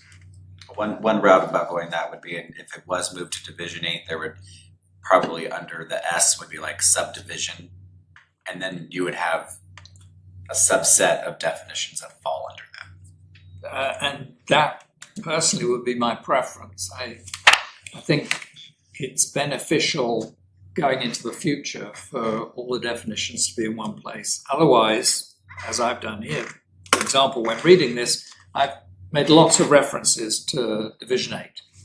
It would not have occurred to me to look for these definitions in a separate section. Unless it said somewhere in Division 8, you're looking in the wrong place, go back to this. Then I would make a request of the chair and the commission that in the front end of the subdivision regulations, we refer to Division 8 definitions under the term subdivision, so they know that anything applying to that is under that. Yeah, I think that's a better solution. Got it, perfect. Okay. Anything else in this section? Very good. You see, we're getting through them now. I have two more theories that. That was about 5 minutes. Yeah. I'm impressed. All right. 3 or 4 were the big ones. Any Because public Martha comments? did such a good job. We have none, Chair. Thank you. Moving on to Division 6. Would you like to introduce this division?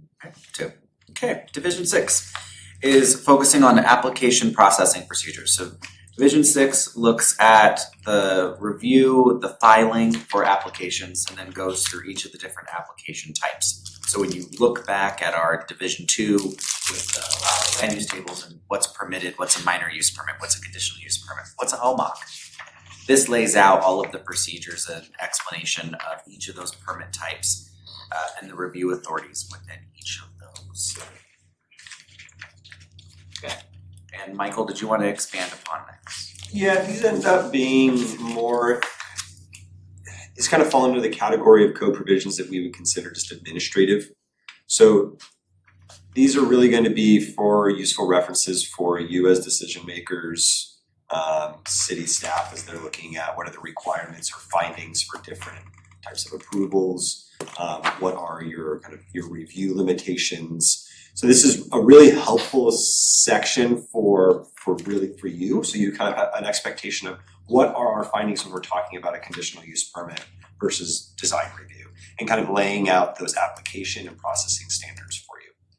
But not a part of the code that is very often referenced by non-traditional code users. So. And rather than going through in order at this point, I know that both my colleagues here have concerns about this section, so I'd like to address that first so we get that discussed as much as we need to. So one of the things that I noticed was we spent some time on an ordinance that's not reflected here about public engagement and extending the mailing to a larger area and also including people that didn't own property. So none of that's in here, so we need to go back, city clerk, and get that ordinance and then put it in here. We got that. Okay, then the other thing I wanted to ask is on page 618, no, not 618, 616, post-decision procedures. You know, when you say post-decision procedures, I know you're talking more about appeals, but you know, I think of all the important CEQA documents you need to file depending on what the application is, but that would go in the CEQA guidelines, not here. Correct. Okay, that's fine. That was much easier than I thought. So Also on that back- same page, Yes. up at the top, C2, design review by the director. No public notice or hearing is required for the design review for projects in which the director is the design review authority.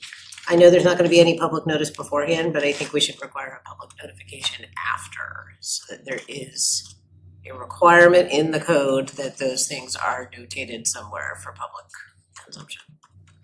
I know we've talked about it a lot, and it could be in the online thing and whatever, I can't remember the developments. Dashboard, and, but we've never actually come to a decision, and I think it should be in the code that it is required.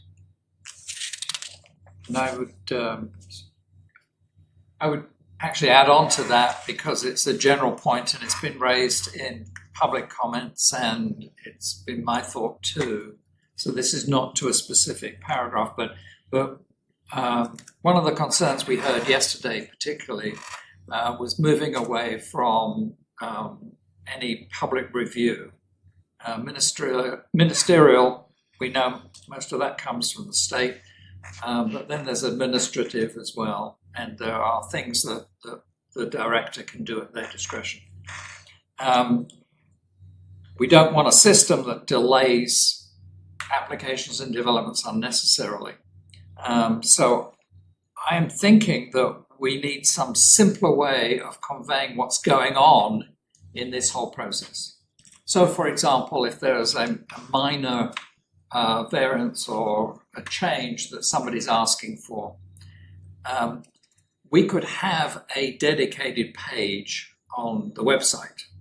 And it simply lists applications for those kinds of things that have come in, the date they came in, the subject, and when a decision is expected. What that means is that the public can understand that these things are happening even though there is no public review of that decision. So I would like to ask that the staff look at developing that kind of Which applications would you say would go on that page? Like they get like, if it's something that the director would be reviewing or it's an administrative review, then we just need, there's gonna be no public notification. Then we need that level of review by the public of things that are going on internal to the Would you want department. a sign permit, would you want a sign permit to be on that list? They probably do like 20 of those a week. Yeah, I mean, I think, I've been pushing for transparency on this the whole Yes. time. However, I would say that if you put it up beforehand, you are now inviting people, it implies that they do have the ability to have input. Because then they can call the department and ask questions, and I think there's an implication, if the decision hasn't been made yet, that they could have some sort of sway over it, and I would be concerned about the number of. If they But- don't, then, I mean, they don't, right? So. I don't see the problem. I mean, you know, you can put it out there, you can have on the page, this is for information only, and You can't, there's but no people public can still review. call. But why, Yeah, they could. We're trying to open up the way that the department works. I agree, I think it may be what about instilling having a false sense of. the criteria of what goes on the page and what doesn't, as whether it's a ministerial action or not? And if it's a ministerial action where there's no discretion, like a sign permit, those don't need to go on there. But like a minor use permit where there is discretion, that would go on there. But Yeah. it would go on there after the director makes the decision.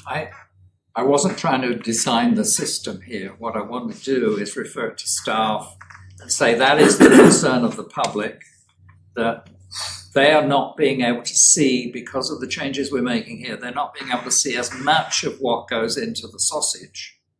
And they want to be able to see that information. So, you know, going down to the fine detail, I'd leave that up to staff, but it's just the general idea that we have some way of giving the public more information about those decisions that won't go to public hearings, but which they would prefer to know about.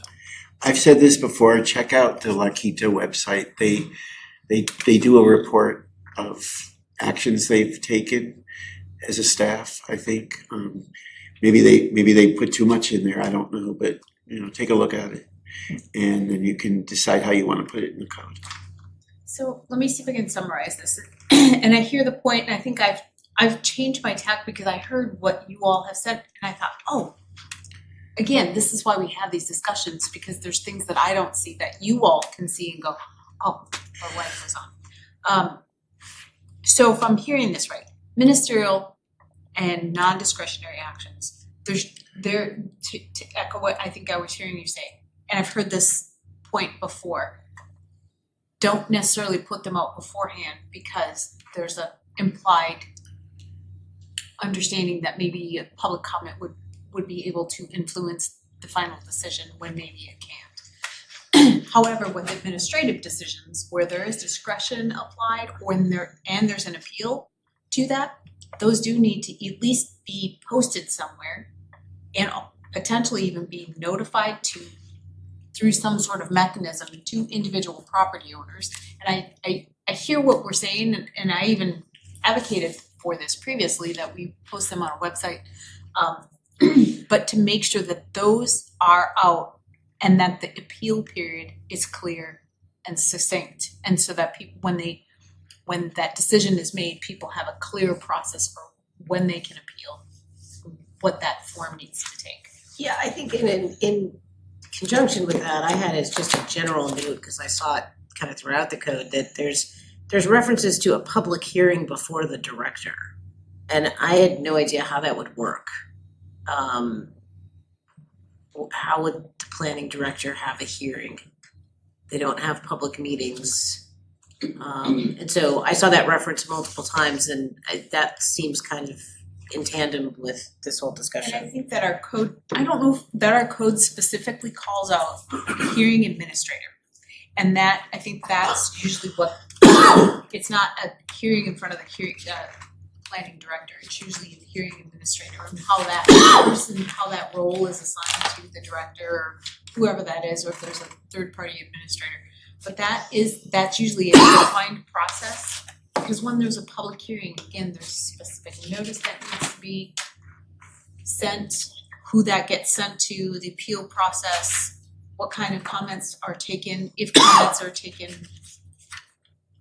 Yeah, well, that's what I'm saying, is it's in there multiple times. I have a specific reference, I can find it, but it's mentioned multiple times. There will be a hearing before the director, so I just, But is, yeah, and I think is that a that public hearing, that's- is that, what is? that process, that I'm gonna direct that question to our consultants to make sure that we do have that process defined. We talked about this process, I think, yesterday. Yeah, we did. Yeah. Yeah, I just wanna yeah, make sure it's clear. yeah, we can check into it. Okay. I think it's good. Okay. Next point, anybody? How are we progressing here? We're just gonna go back now to go Beginning of through by 9210. page. Okay, well, I've got page 6.9, 9.210.020B2. Page And sorry, page number? 6.9. 6. And I think what you've all just said, I think that kind of permeates quite a few of my comments about notification and how people know what's going on in this new, Right. particularly MUP environment. But there's also, I have a lot of questions or suggestions about in these sections having flowcharts and tables, and so people know what's happening and how it happens.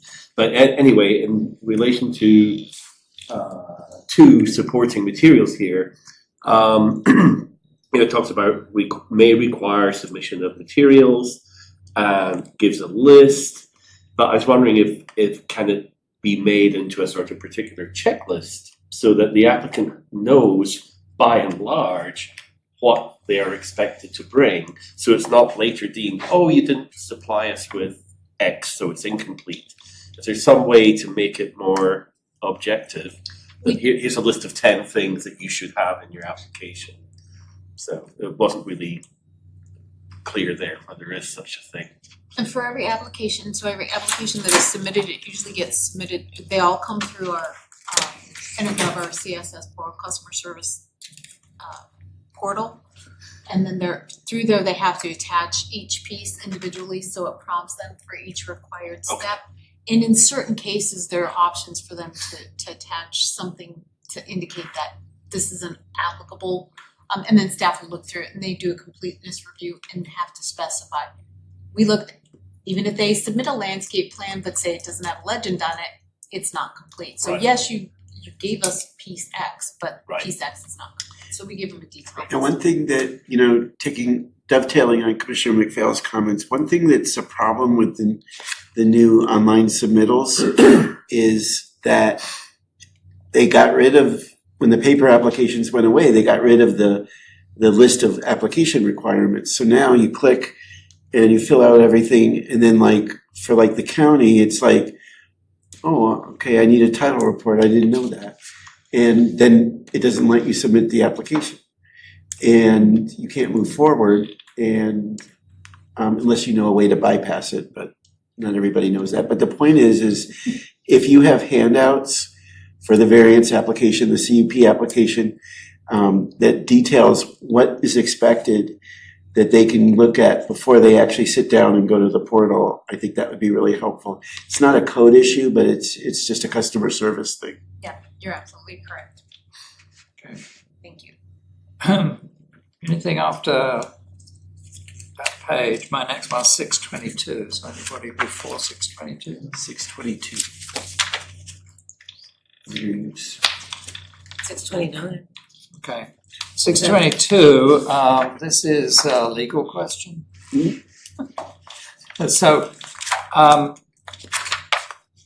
9225050, paragraph C there, the proposed use will not be averse to the public health, safety, or general welfare of the community, nor detrimental to the surrounding properties. So, you remember this one. So we went through this with the gas station for the food fillers. And in the end, I was on the commission at the time, and we decided that we would rely on this finding to reject that application. But it was really considered too vague to be a solid foundation at that time. And so I'm concerned that we have the same wording in this new code. So I'm wondering if we need to have more objective standards for whatever we're trying to say here, or whether this should even be in at all.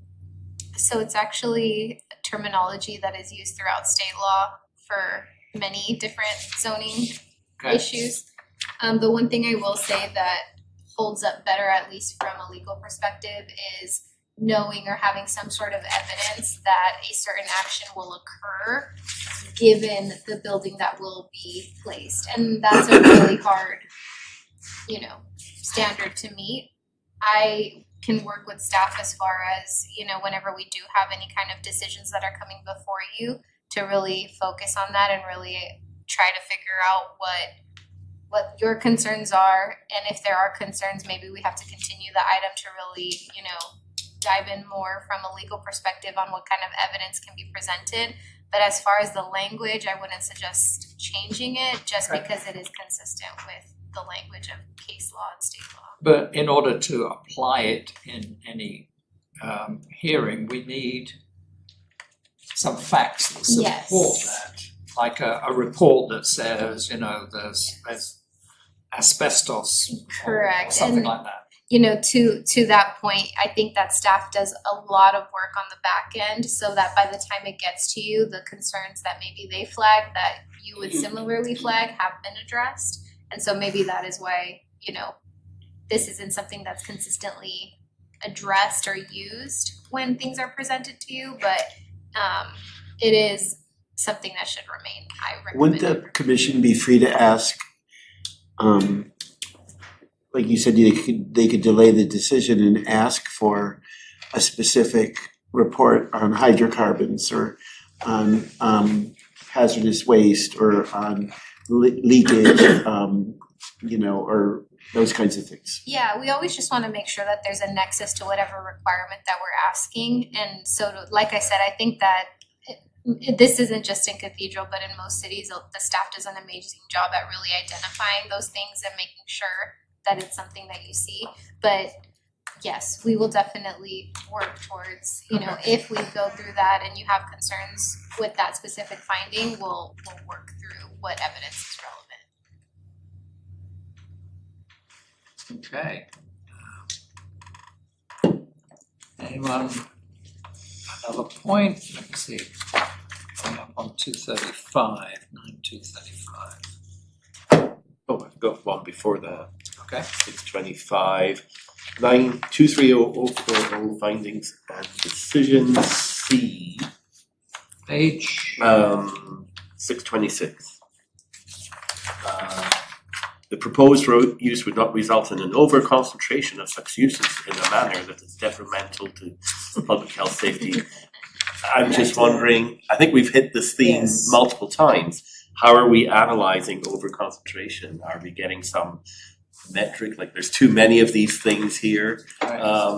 We have expressed many times, such as the gas station issues, now there's too many of these things here. So I'm wondering how this is determined and what sort of analysis is done, if any, or do we just sort of? How would you distinguish between overconcentration and limiting competition? That's kind of the big Yep. question there. Yes, how is this done? It's in here, so how are we doing it? What is this for? It's- Well, I mean, the state has rules of overconcentration when it comes to alcohol, right? Yes, And that A, would B, C, be a CUP, so, which we can override. I mean, they actually have, like you're saying, specific numbers. But, there are other uses for a CUP, obviously, not just.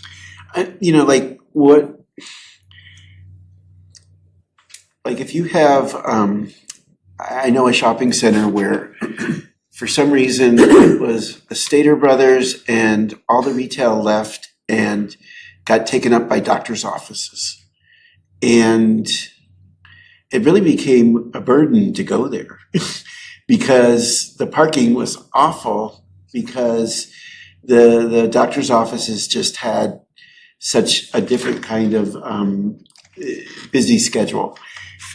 But I only bring that up in such a case as having that many doctor's offices in one place, is that a good thing? Some people would say it would be, some people would say it wouldn't be. That would be a tough one to decide.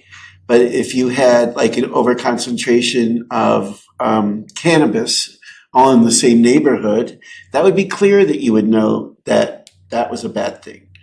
So it's a hard one. I'm just thinking of it as part of, if we're having findings and we're making a determination, and we think maybe it's not a good idea to have use X. But Desert what do we get in a report to help us make that decision? Desert Hot Springs just, maybe the staff report will be helpful to our staff. So they just did a moratorium on, and it's not on data centers. Well, although they did do one on data centers, but it was on something else. So they decided that they had an overconcentration of 99-cent stores. And they did a moratorium on it, and they're gonna do some action on it. But the point is that they decided there were too many of them in the city, and it went beyond serving a purpose. So maybe that'll help us. It is subjective, unfortunately. What? So I think it is subjective. Well, but I go back to something the city manager said earlier, which was to do with cannabis licenses. And he said, that is a determination that can be made by the commission at that time. So combine that with what legal were just telling us, that the staff can always prepare a report for us if we want to refer it back. So I think the way we're going to end up going is if it says over concentration or excessive or whatever, that will be the fallback position, is to say, well, we're not sure whether this is excessive or not. Right. We'd like a report for the next meeting from staff. Does that make sense? Yeah. So we could determine that we think this is an overconcentration of X. Could be Dear an staff, overconcentration. please go and Question. analyze it. Yes. Yeah. But and that's similar to like, if you're gonna deny something, you need to continue it anyway for the staff to make findings. Yeah. So here, instead of denying it, you're saying, we're not sure, come back with more information on whether it's a positive or negative impact of having that many of that land use. Okay. So, 329? I'm sorry, 620. 629, yes, I'm on the same page, go for it. Public notice and hearing for temporary use permits. It says the director may require public notice for events or activities that may have the potential for a public impact. I think there should be some that do require. I think like fireworks, maybe some filming. I think there should be some that should require a public notice. I think leaving it to the director to decide that, they kind of know. So for instance, if you're doing a pumpkin patch, I don't think you need to do public notice on that. I don't either. But- I'm saying, but I think there are some that But should. well, here's one where I did do a public notice. They were gonna blow up a building Yes. in the middle of the night, Right. so we did So the phrase is may, we've got a definition of what may is.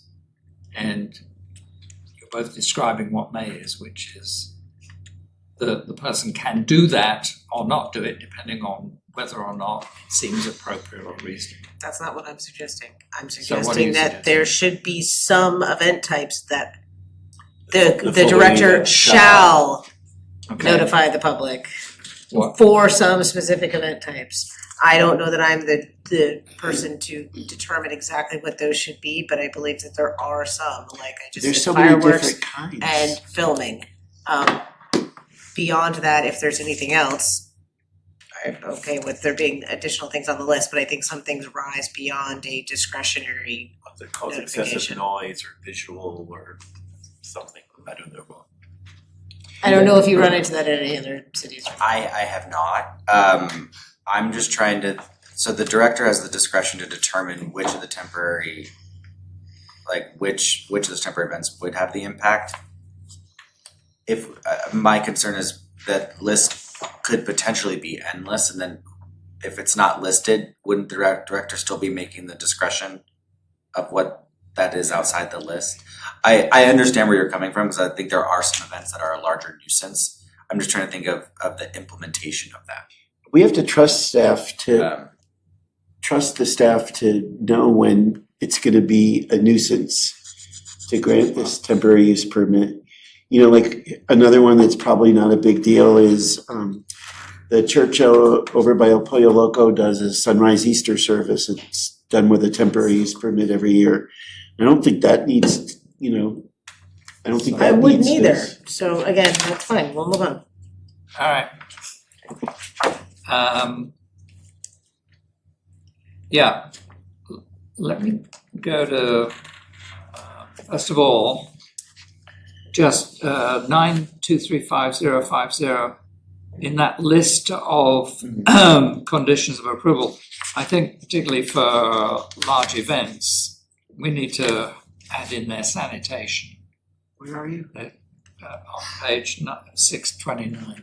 So I mean, for whatever we're doing, whether it's the Jalisco or a large event downtown, we should be asking for sanitation.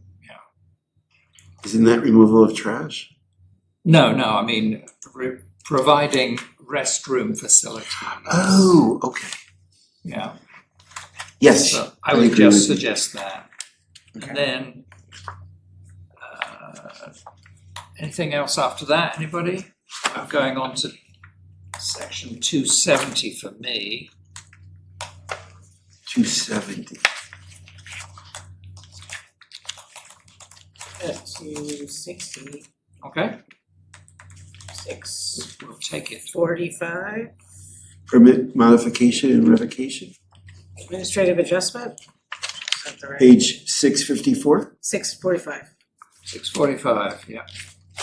I still think the relief from requirements of property development standards, so A, applicability not to exceed 20% of the requirement, I still think 20% is too high. It's just my personal opinion. That an administrative adjustment, that 20% on a large building, a large property, reducing something or increasing something by 20% is a lot, could be a lot. Vice Chair, do you have a recommendation of a percentage that you think you're 10. more comfortable with? 10? Yes, that's what I wrote down. I mean, I think 10 is more appropriate, but 20% just seems like a large chunk. So if Cardenas was gonna add on to the rear of their building, so let's just assume they're like 30,000 square feet. So 20 I can't talk. 10% 3,000 would versus be 6,000. 3,000, right? Then 20% would be 6,000. I'm You're thinking more in talking terms of about height, I'm variances, right, thinking though? landscape, yeah. Right, okay. The what? Administrative adjustment. Talking about administrative adjustments. Correct. Right, not necessarily additions to buildings. So if Cardenas was 20 feet tall and they wanted, or if they had a 20-foot height allowance and they wanted administrative variance to put a higher portion on, they would be able to get either 4 feet if it was 20% or 2 feet if it was 10%. That's what we're talking about. Would that have worked for the variance that we denied in the cove? No. Would this have worked? No, it would have applied to the school, King School, where we did a variance, but it was slightly over the 10%, I think. I don't have a problem with 10%. I'm not sure I'm worried about 20% either. So So other views. yeah, right, so like in most residential, right, 20% is gonna end up being around 4 to 6 feet in height. Setback, if you have a 15-foot setback, 10% is 1.5 feet, 20% is 3 feet. That's how much we're talking, the difference between 10 and 20%. Yeah, but it could be 20% of all those dimensions. it doesn't say of these one specific thing, so there could be a 20% adjustment in the height in all four of the setbacks, in theoretically the density. So I mean, I guess I'm just saying that could be a sizable difference. Normally, you don't have a request that asks for all four, right? That's not a hardship. If I'm asking for all four sides, the relief needs to be granted for something unusual. I think that's. I don't wanna drag us out. So density is not a dimensional standard, I wanna clarify that, I think this Okay. really is for It's really dimensional just standards. height and setbacks and, The code today also has 20% for setbacks. The existing code is 20% for setbacks, it's 10% for some of the others. There is 0% flexibility for some other standards, parking for instance, but this is specific for dimensional. Correct, and instead of breaking it up by this one can do 10, this one can't do anything, this one can do 20, the approach here was to make it a flat 20 across the board, just for, it's a flexibility, essentially. But it's not to say that, I mean, 20% could also go down, I mean, it's arbitrary in the end. So if the commission would like to see that lowered to 10, we can lower it to 10, there is no right or wrong answer. So if I was a developer building houses and I had a model that I didn't want to redesign, so if the total height for a one-story residential here is 24, then this would give them the ability to go to 28.8, which 4.8 is 20%. Yes, So then 2.4 would be the 10%. yes. so then if we leave it at 20, does this then apply to the conversation we had yesterday about the downtown mixed use height? So if you had a If 70 you had foot, 55, you could add another, you could use this 20% adjustment to go higher than the 55. yeah, and or if you had a the 70 foot, you could go up almost, 14 feet? Yes. That's a lot. And I think that's what the vice chair is saying is in that some of the larger contexts that It makes a 20% it could potentially be a substantial increase. The other thing I'm just gonna pose here, and we've talked about this, that codes can always be modified. They're not cemented and set in stone. So if it is the desire of the commission to say, I'm not comfortable with 20, let's go with 10. It's not to say that it can't be 20 down the road. Or if it's 20 now and you go, ooh, we've had too many examples where the administrative adjustment's too high. There are amendments that can be made to codes and it can be brought back down. So I just wanted, and that's just I'm that kind of a person where I'd rather err on the side of caution, and not everyone is that way, and that's totally fine. Whereas I'm like, once something gets approved and gets built and the whole community goes, oh my God, who allowed that? It can't be undone. We're not tearing the building down, right? So Well, what about splitting the difference at 15? you could always raise it. No, just a second. So of those two alternatives, if you go 10% and it starts to become a problem, then we can come back and change the code. So, very quickly, you're gonna realize, I mean, I don't know how often we actually do these adjustments, frankly, but regardless, if it's starting to become a problem with a lot of properties, we'll come back here and we'll say, we should have gone with the 20%. Yeah, 100%. And it's a lot easier to do that than go backwards. Yes, So- this reads far better than the existing code. I would say this grants more flexibility and more discretion. It applies to more dimensional standards than the current code. This is a better approach. I think if we make it 10% across the board, that's fair. And if someone wants to do more, they could also look at a density bonus project too and provide some affordable housing. Exactly. Yeah. So let's adjust down to 10. 10% across the board. Yeah, across the board. Perfect. Okay. I had, I'm aware of the time we're actually at 8:00 and our meeting is scheduled until 8, but are we okay to stay for a little bit longer? I only have one more thing total. Well, I've only got one too. Let me go with 9270030. It's page 654. And I think this does apply in other areas, but I didn't make note of all of them. I just want to be careful about the language because this implies something that won't happen, which is that the planning commission will be sitting here one day and decide to revoke or modify something. And of course, that's not what happens at all. But it says that we can initiate those proceedings. And the planning commission can't initiate anything if it isn't scheduled to discuss it by the staff. So I just find that wording misleading. I understand what would happen in practice. Well, could we, if we had a situation where we wanted to do a revocation, so I don't know if you'd have to agendize it, but then we would direct staff to come back with a revocation report. So that would be us initiating it. I can't imagine a situation where we would initiate that. Why would we do that? Well, I think, sometimes it's just a dire situation that you have, like, I've only done one revocation in the whole time I've done planning, and it was for a hotel that was disgusting. And You didn't do that as a planning commissioner. You did that as a planner. no,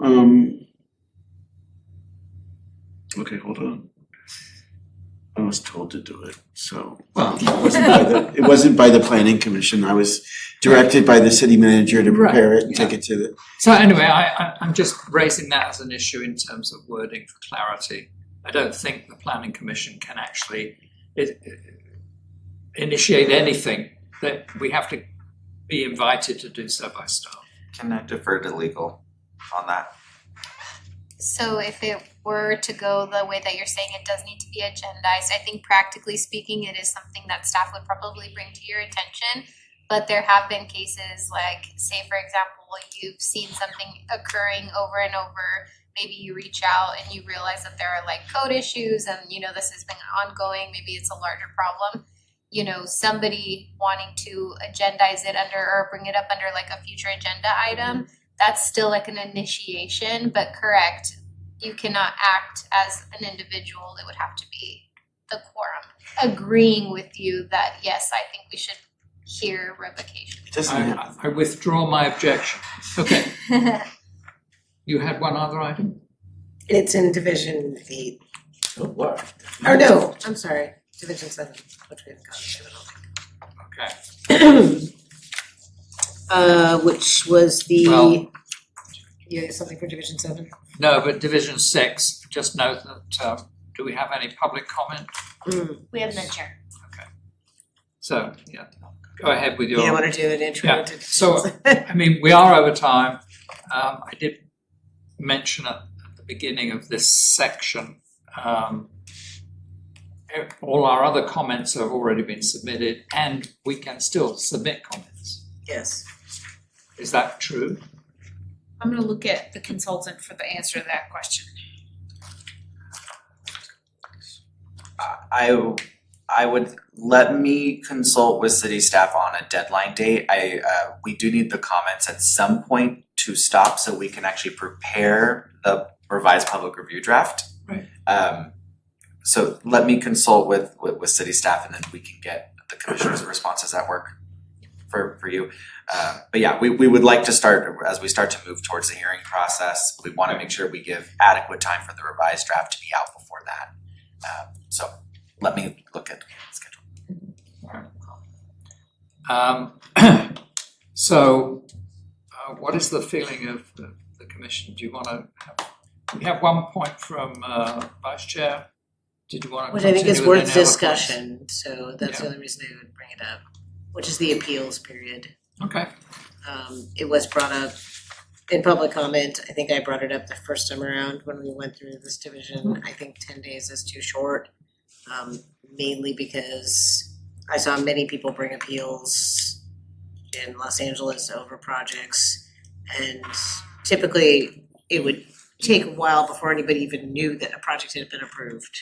Vice Chair, do you mind just for those maybe listening to state the section you're referring to? Yes, it is section 9300040, application filing, processing and review. Letter B's for the time limits. So this says it is 7:31. It says that all appeals shall be filed in writing within 10 calendar days of the date which the action was taken. It's not even 10 business days. 10 calendar days is extremely short. And I think especially considering that we do have some people who live here seasonally, or even people who live here year round, a lot of people travel over the summer. I mean, council's dark for almost 2 full months, but we expect someone during those summer months to potentially know that a project got approved for the lot next door, get all the information about it, get a lawyer, figure out how to file appeal and do all that in 10 days while they're potentially out of the country or out of town. I mean, I think that's just Adjusting this would also hold up the time that applications would be approved.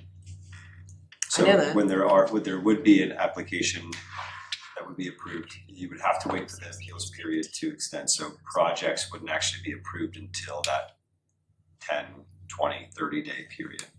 Well, it's 10 business days, it's not gonna be 20.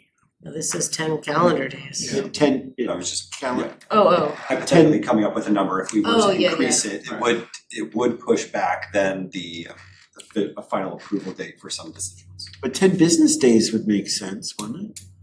10 business days is two weeks, 14 calendar days, it's better.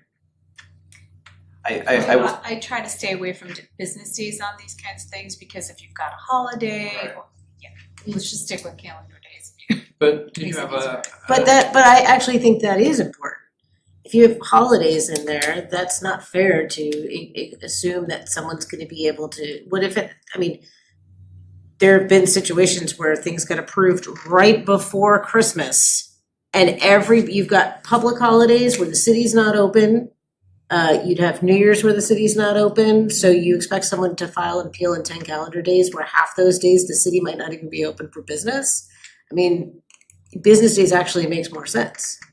Well, I think 10 days is kind of a standard, and it's not something that is unusual. You can change that, but I don't know that I would go probably more than maybe 15 days. I'd like to look at some other cities, because 10 days to me seems really short. I think what we can do to address that, there's experience on city staff side with codes in different cities, we have Yeah. experience. Let us kind of pull some examples that have alternatives to the 10 days. Yeah. And then what we could do is we can make a recommendation based on that the commission would like to look at extending that, just to see statewide where we're Yeah, finding what other that options are adjustment, That'd be great, thank you. of course. Right. Any other commissioners, any other points Just on a- any other divisions? Just a general one, I think I brought this up in the comments I submitted, in Division 6, maybe partly in Division 7 too, like where possible, when we're talking about processes and there's timelines and there's appeals and something comes back after 2 years or 3 years, how many bites of the cherry they get. If this could be portrayed, those sorts of things be portrayed in flowcharts or tables, so that we can see all those steps in a much clearer format. Absolutely. I think what we can do is do something similar to what was in the objective standards, which had the flow chart. I think that visual representation is easy for the public to understand. It would be easy for the commission to explain. It could also be used as handouts at the counter too. So what we can coordinate with Martha for additional flow charts that explain processes. The discussion. Seeing none. We have none. That was my job. Sorry. Got to wait another 2 I was weeks. just saying it, I didn't mean to be asking her, I was just In which saying case, this meeting is adjourned. Thank you, everybody. Apologies, I wasn't trying to steal your thunder there. My last time to do Yeah.